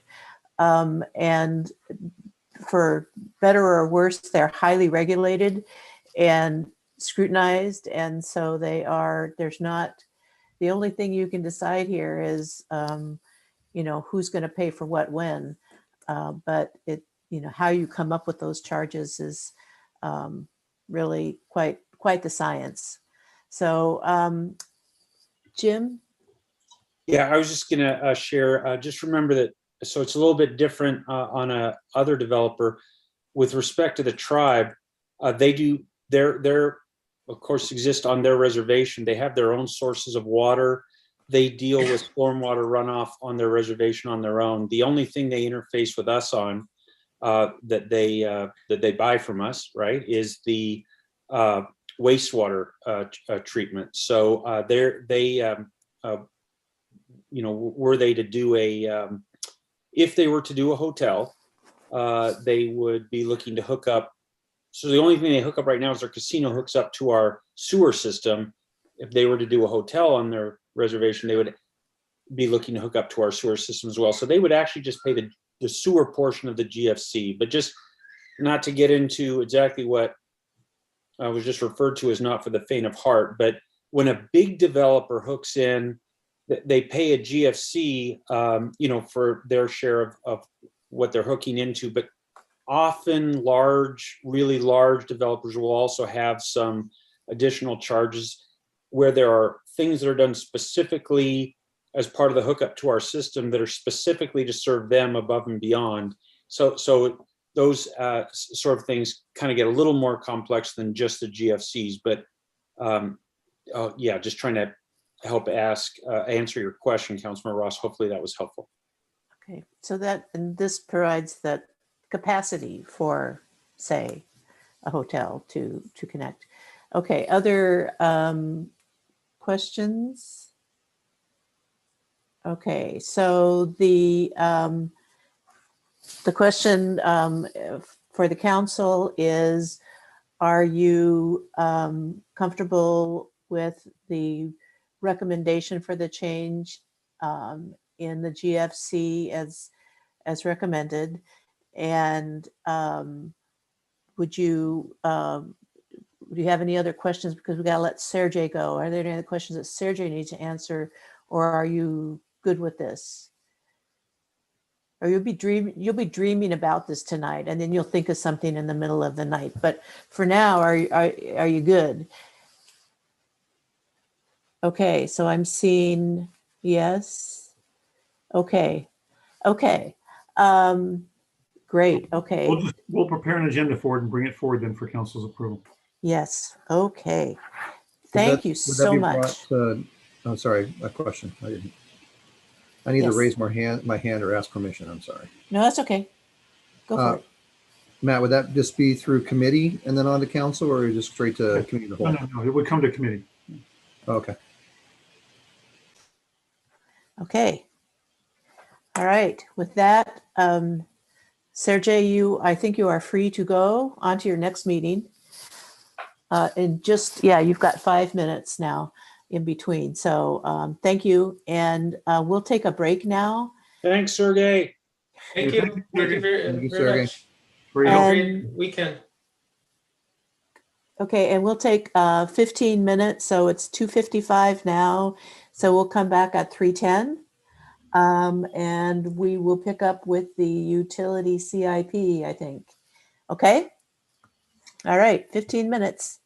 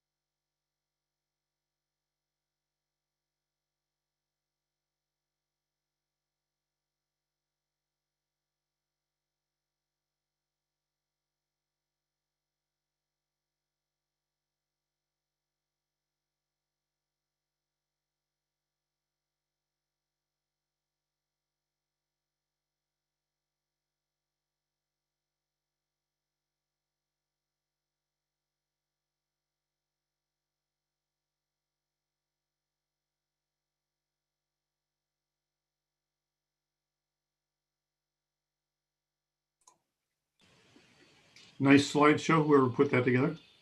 Yeah, I found myself paying more attention to the slideshow and wondering, you know, where all those images are and looking at all the stuff than taking a break.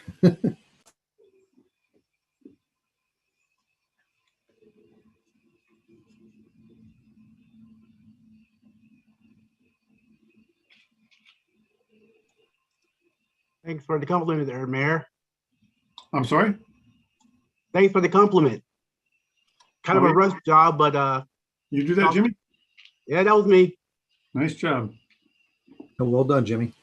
Thanks. I especially like the old photos because it really puts into context to see where things were to where they are now. Not a huge amount of change in historic Snoqualmie, but there are a few things that are noticeable. He just Yeah. likes those photos because they're the only ones that he can take with his own camera, and so that they kind of make him feel like he's up to speed. I don't know what you mean. Yeah, I was trying to look for more historical photos. I saw a few, but there was one overview of railroad I was trying to find. I couldn't find it, but I saw this one that was added to the slide deck here, and figured that was pretty nice as well. Jimmy, where is the mural of the railroad train? The mural, so you know where Snoqualmie Market is. So that side, I guess if you look at the Snoqualmie Market, if you go look to your right, it's on that wall where the rest of the retail is going down railroad. Okay.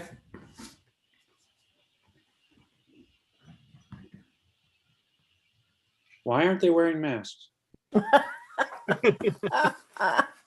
I believe that's circa 2017, before pandemic, when it's simpler times.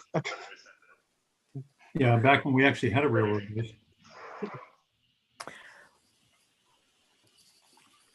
Pretty nervous about it. Okay, so we've got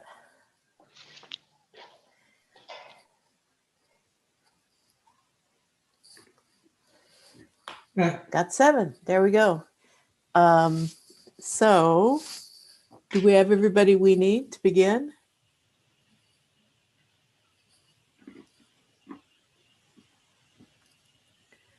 There we go. Okay, welcome back. The next topic is the utility CIP. So in your packet, you got to scroll back up to the CIP part that, because it's all consolidated together at the front of the packet. So if you want to get yourself oriented there, and I'll just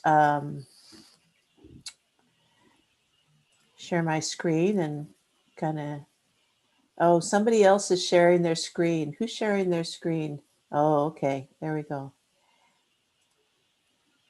Let me try that again. I think Drew's the guilty party by looking. Yeah, sure, nice.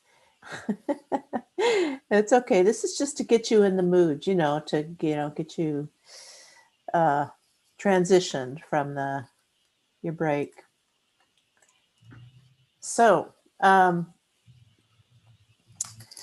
like the non-utility CIP, you did appropriate money for the utility CIP, just like the non-utility CIP, and it's included in the adopted budget.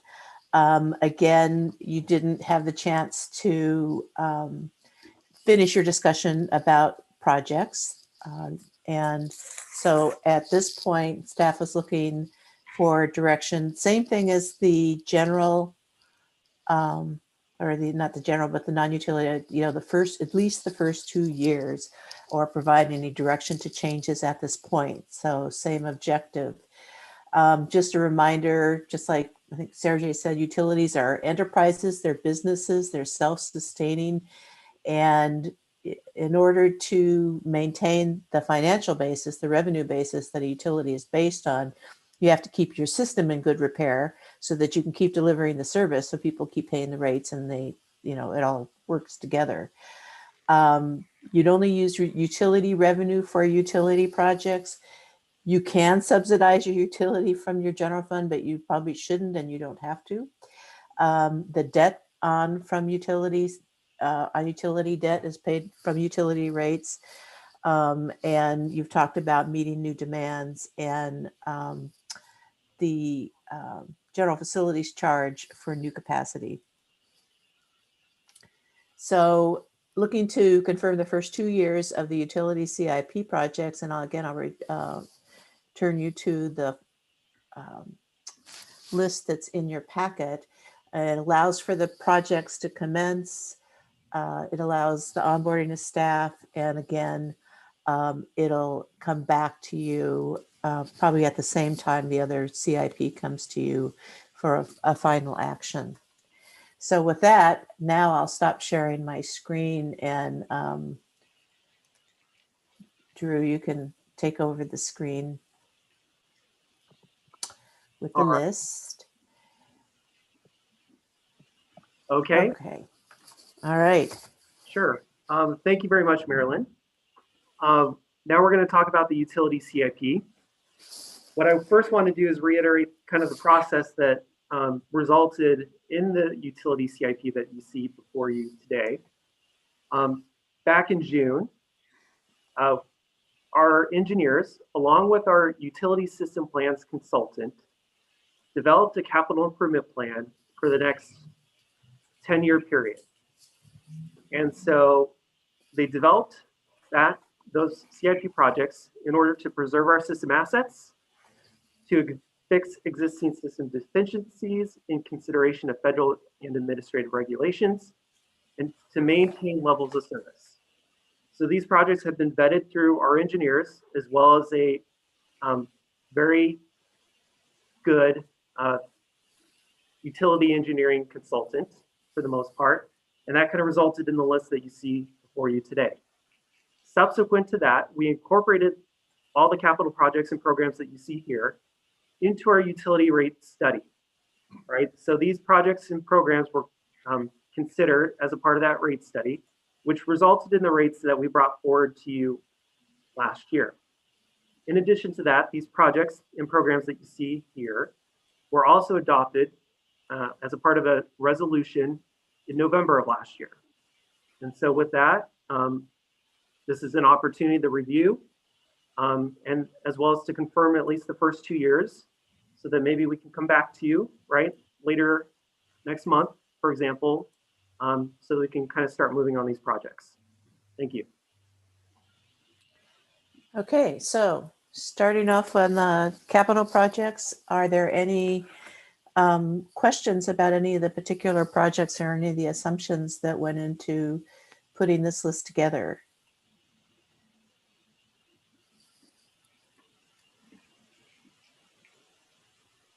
Okay, Catherine. Now, how do the revised GFCs fit into the revenues? Are we going to see higher revenues? We can do more projects, or is this reflected in there? So we are not, well, I should say we're not planning on collecting any GFC revenues over the next 2-year period. We wouldn't anticipate any new development happening outside of Snoqualmie Ridge happening within this 2-year period. And so as a result, you won't see GFCs included as a part of the table on page 3 of the packet. Or yeah. So it won't affect the first 2 years of the CIP, which is what they're looking for concurrence on.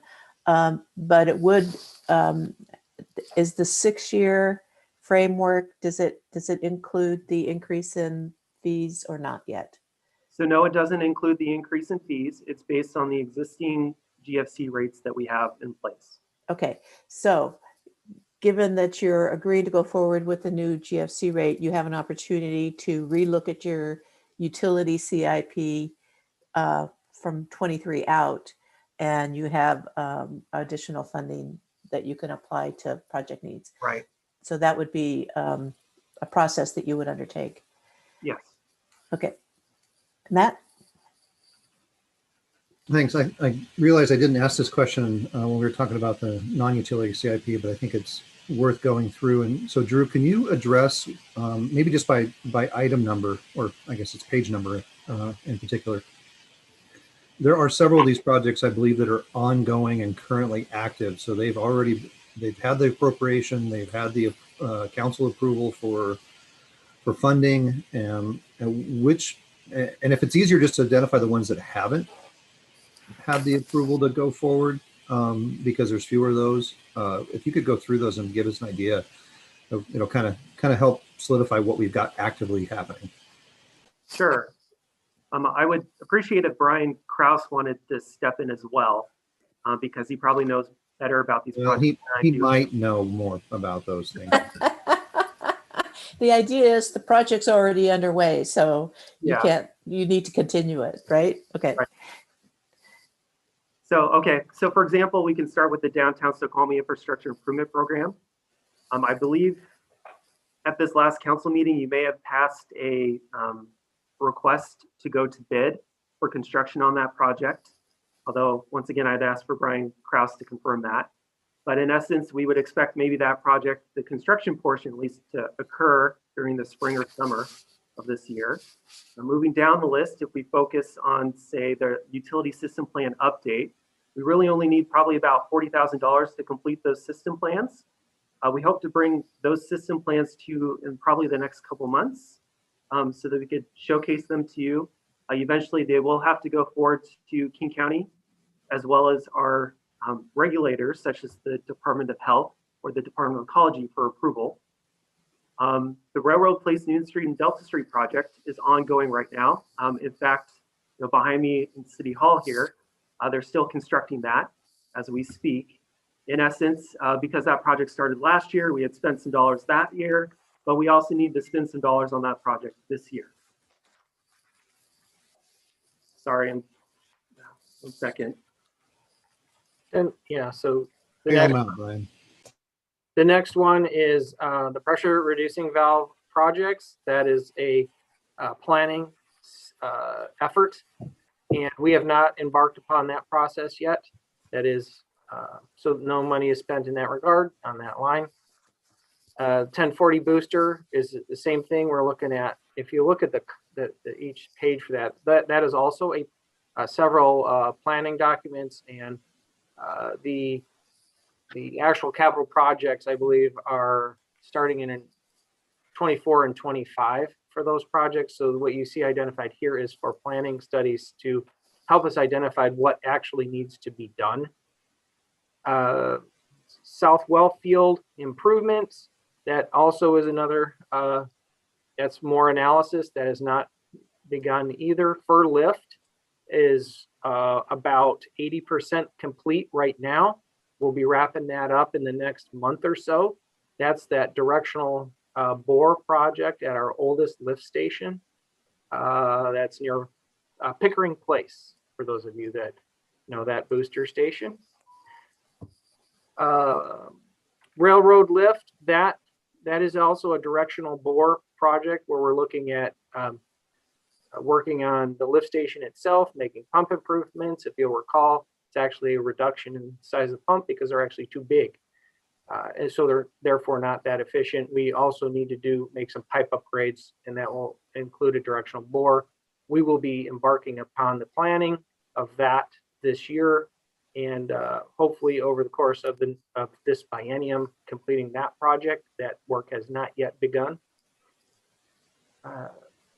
Clarifiers improvement, that is a planning project for this year. We'll start construction phases beyond this current biennium. We're looking at largely planning and design over this biennium. That work has not begun. Grit removal, same thing. It is a planning effort for this biennium, with the construction occurring beyond this biennium period. Sandy Cove Park, which is what we talked about previously, is a utility project that speaks directly to planning related to the revetment and park and all that stuff we previously talked about. That planning work has not occurred. Kimball Creek Repairing and Restoration Project, that work has not occurred. It's a stormwater project to improve, it's a water quality related project. It has not begun yet. We would begin some planning this year as well as some of the restoration efforts this year. Brian, that's a pretty big price tag. Can you tell more about how's that a utility? Yeah, so it's directly related to stormwater and water quality.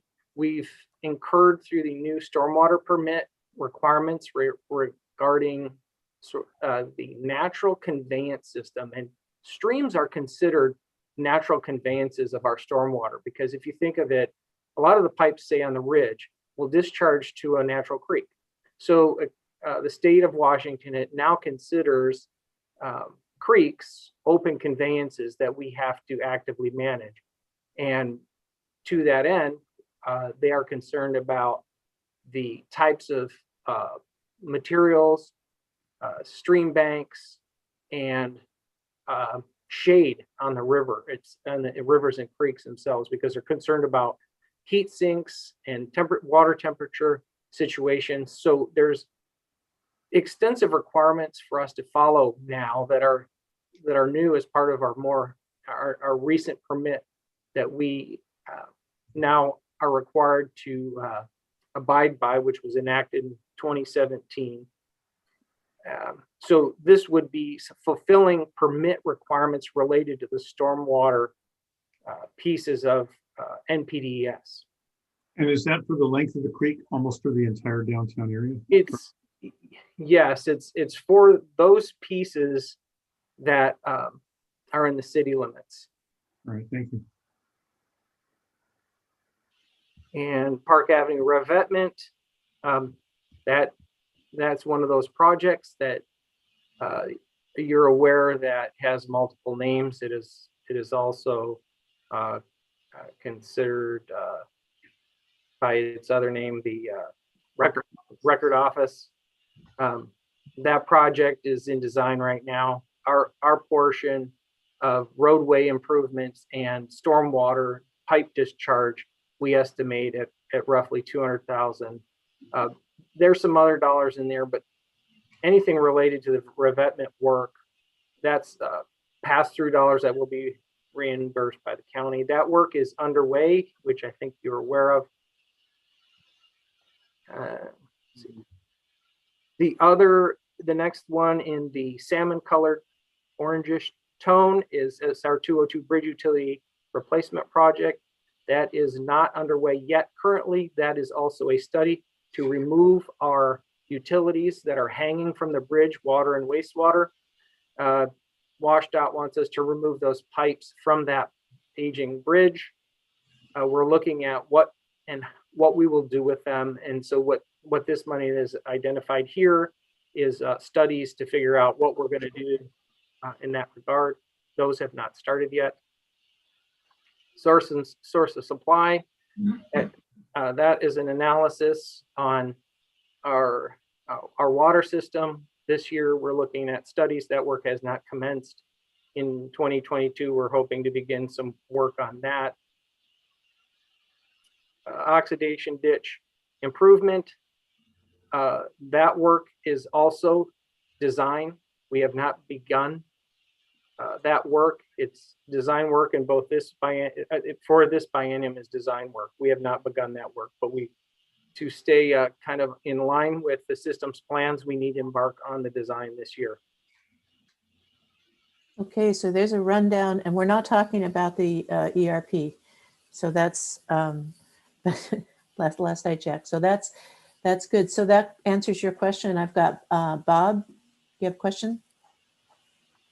So I have the observation that the last two items in yellow, the Sandy Cove and the Kimball Creek, those were probably always the city's responsibility, but now as a result of some law changes, it becomes a utility project. And so it's probably better for us to have it in the utility rates than coming from the general fund. Is that true?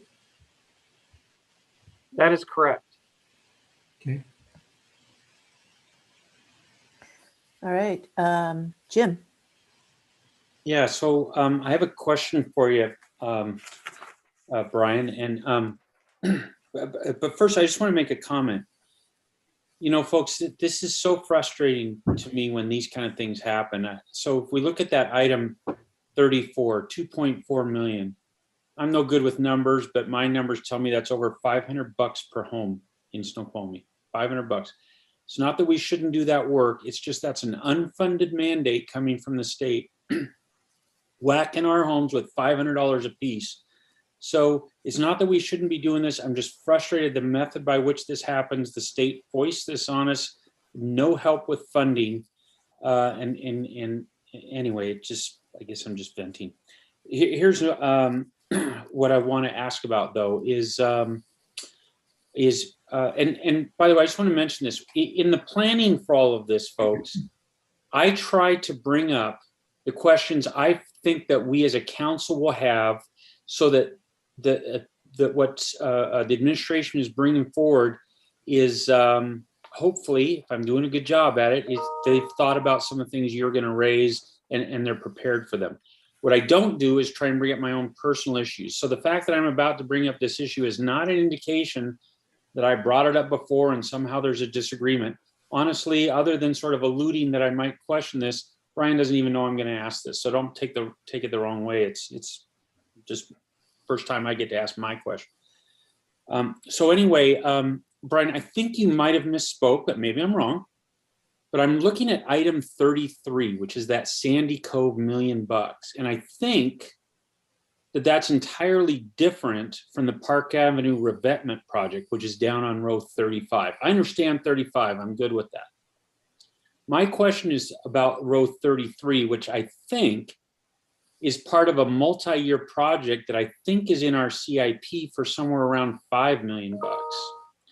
And I have the idea from a conversation a while ago that maybe that is a project that you all were going to re-look at, that it is not necessarily well defined yet. I had the impression that, and Mayor, I don't mean to speak for you, so I apologize if I say anything wrong, but I have the idea that, you know, the mayor's perhaps curious about it as well. And so maybe really it's all of us, is kind of what is that project? You know, what is that total project? And $1 million is a lot of money to spend.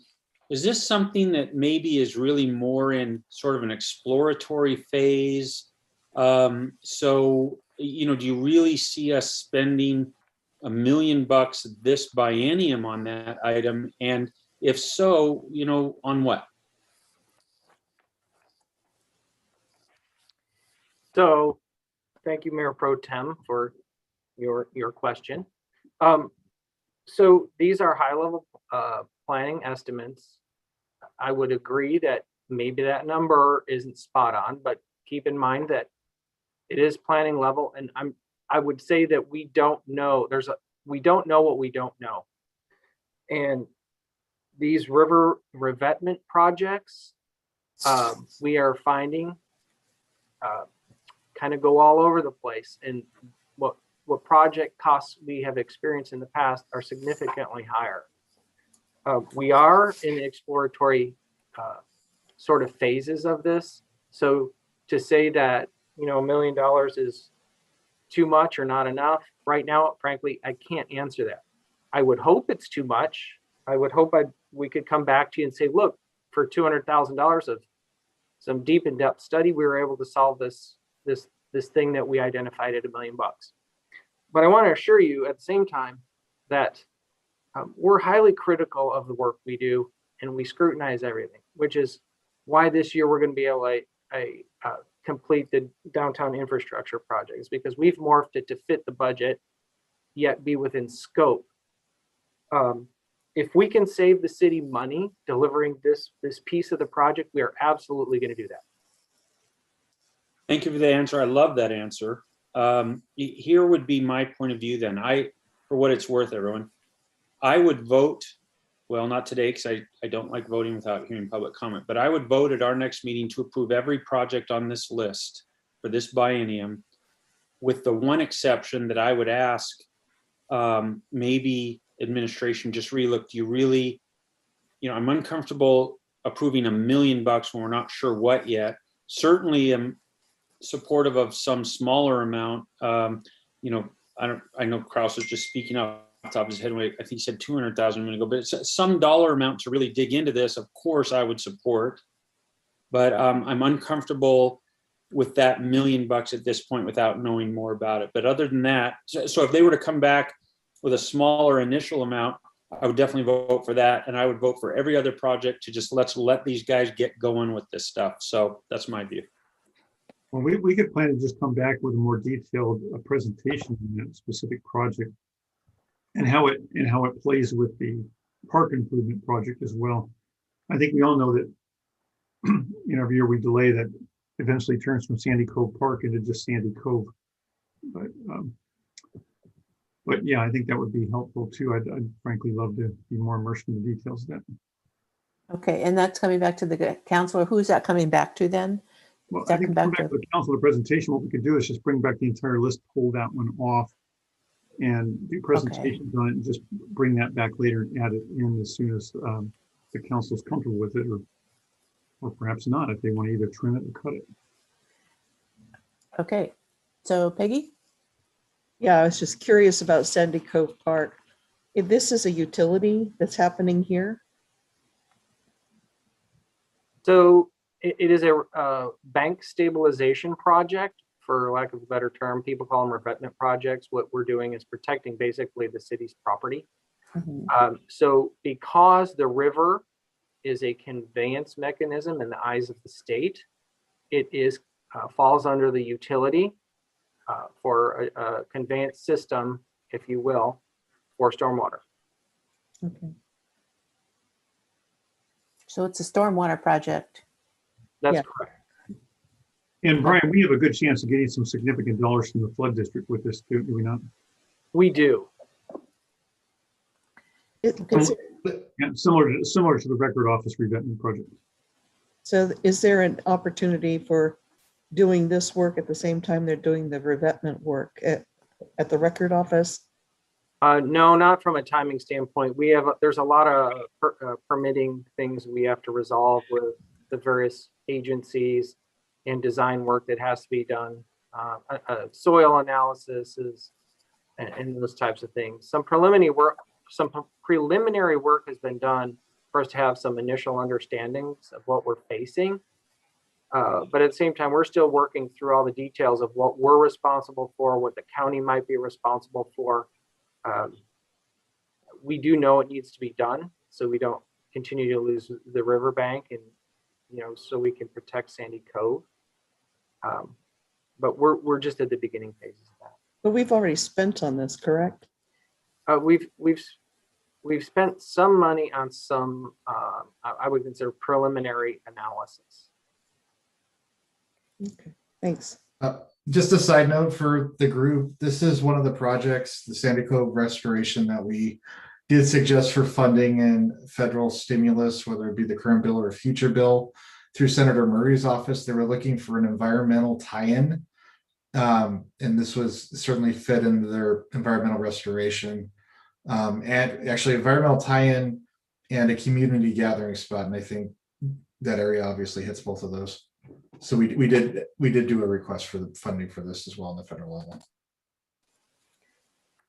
Okay, other questions on the CIP, utility CIP?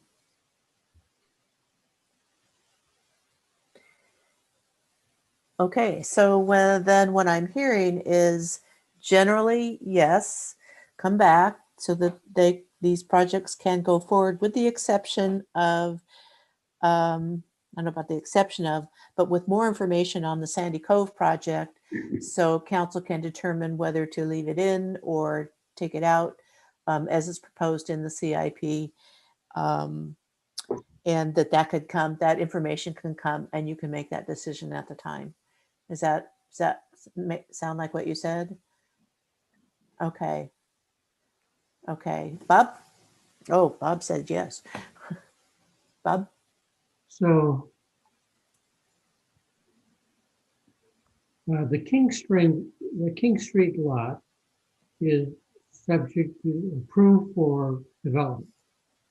And there's been a great delay on it. I'd like to get an update on whether something is going to happen then or whether it's going to come back to us again. But if Sigillo's winery develops it, and they had some preliminary plans that had them doing an overlook or a wedding venue piece that went into that park. I wonder if they would consider sharing in the cost of whatever goes on in Sandy Cove Park. I mean, I don't think that they'd be interested in sharing in the cost of the revetment, but I think that there are other things happening in Sandy Cove Park. I mean, might that bear on the timing of what we might do and how we might do it in Sandy Cove Park? So who wants to I tackle guess that? I would ask Mark Hoffman to maybe chime in. Thank you. Mr. Jeans and Council, the COVID confusion is what delayed Sigillo. They were on the verge of submitting a package to us. Some of it's confidential, but what Mike and Ryan would like me to convey is that's the holdup. They still own the property. We've leased it back for public parking purposes, and we do the gravel maintenance. When there's certainty in the winery tourism retail business, they have the means and the desire to pursue that project.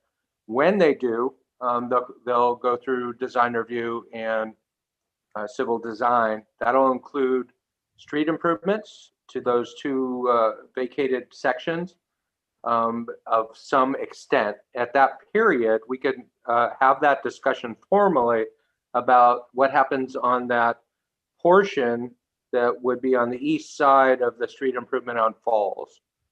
And so I refer it to as the non-bank or the upper portion of Sandy Cove. It's not the mid or the lower. The opportunity there, the vision that was originally portrayed as part of the purchase and sale agreement was that it could be used part of the year as a wedding venue, but be made available for the rest of the year. And there may be an advantage for them to reach an agreement and construct it along with their street improvements. But beyond that, there's nothing technical or nothing's been penned in that regard. Thanks, Mark. Okay, any other questions on the utility CIP? Okay, so was the direction that I understood, was that, if that was correct, then is that the direction that you're working with? That I'll come back to you at the same time as the other CIP projects with more information about the Sandy Cove. Okay, I don't want to say going, gone. Okay, so now just a process check for you on your agenda. This was to be the final topic for today, and depending on your energy level, the next item on the list is going to be the operating budget update. And so my question to you is, do you want to wrap up here for today, or do you want to begin that conversation now? Don't all speak at once. Anybody? Well, I'll jump in, and I think Azumi is a rather taxing environment. And I think it's been rather remarkable that everybody has stuck with it for the length of hours that we've done now since 8 this morning. So I think the agenda's been well designed in terms of the timing. We, with some contingency in there, hopefully that we could end early. And we don't think that there's too much stacked into tomorrow that we can't achieve the same results. So I would recommend everybody get a stretch and relax for the evening. Unless you want to start an hour later on your Saturday morning and sleep in an hour. Jim? Yeah, so I'll Mayor's being polite probably to me. the timing. So this schedule was actually developed with us planning to finish it for today. So then the mayor pro tem was like, no, I don't want them to feel like they can't finish their conversations. You have to say 5 o'clock. And then if you let them out early, they'll be happy. So that was me. He's being nice because they caved into me. But the truth is, they're pretty much right on where they thought we would be with these topics. So for what it's worth, I agree with Mayor. Let's start fresh tomorrow. Although the other thing is, I haven't gone back to double check, but I think we goofed. I don't think we ever intended to start at 8. I think that timing got in there when we thought we were in person. So originally we were trying to make this in person. I think we were gonna have breakfast from 8 to 8:30. And then when we couldn't do that, somehow we just, anyway, sorry about the 8 o'clock. You know, if you do want to start a little bit later tomorrow, the truth is there is some cushion, we think, in tomorrow's schedule as well. So if you guys want to talk about that, we could, or we could just start at 8, whatever. But as far as today goes, I'm happy knocking off now. I think we got through the topics that we'd hoped to today. And truth is, we always thought we'd end about now. I suspect that moving the time tomorrow, as much as I would love to, and I shouldn't have brought it up, would create problems with the notification for anyone from the public. Yeah, I was wondering about that. So does anybody want to weigh in on that? Jody? No, we just blame Jim. It was noticed to start at 8 o'clock tomorrow morning. Okay. My fault, sorry. That's okay. All right. So go get some rest so that you can get up early tomorrow. And we'll start at 8 o'clock and probably be done. It could be that it's done earlier. So that's okay. So I've got that. So we'll start at 8 tomorrow, but we're going to end for today. And with that, I guess if I could stay on with staff, with a couple of staff to ask some questions to get ready for tomorrow, that would be great. Or we can start another meeting. Let's do that. Marilyn, Okay. thanks for keeping us on track today. That was a lot that we went through today. Thank you very much. Oh, you did a lot. Good job. Thank you. Thank you very much. Okay, so Mark, maybe you can set up another something for us to. One that we were using before. Okay, let's use the same one. Okay, Thank you. Have a really nice evening. Good night, everybody. Good night. Thank you, everybody. Thanks, everyone. Good night, everyone.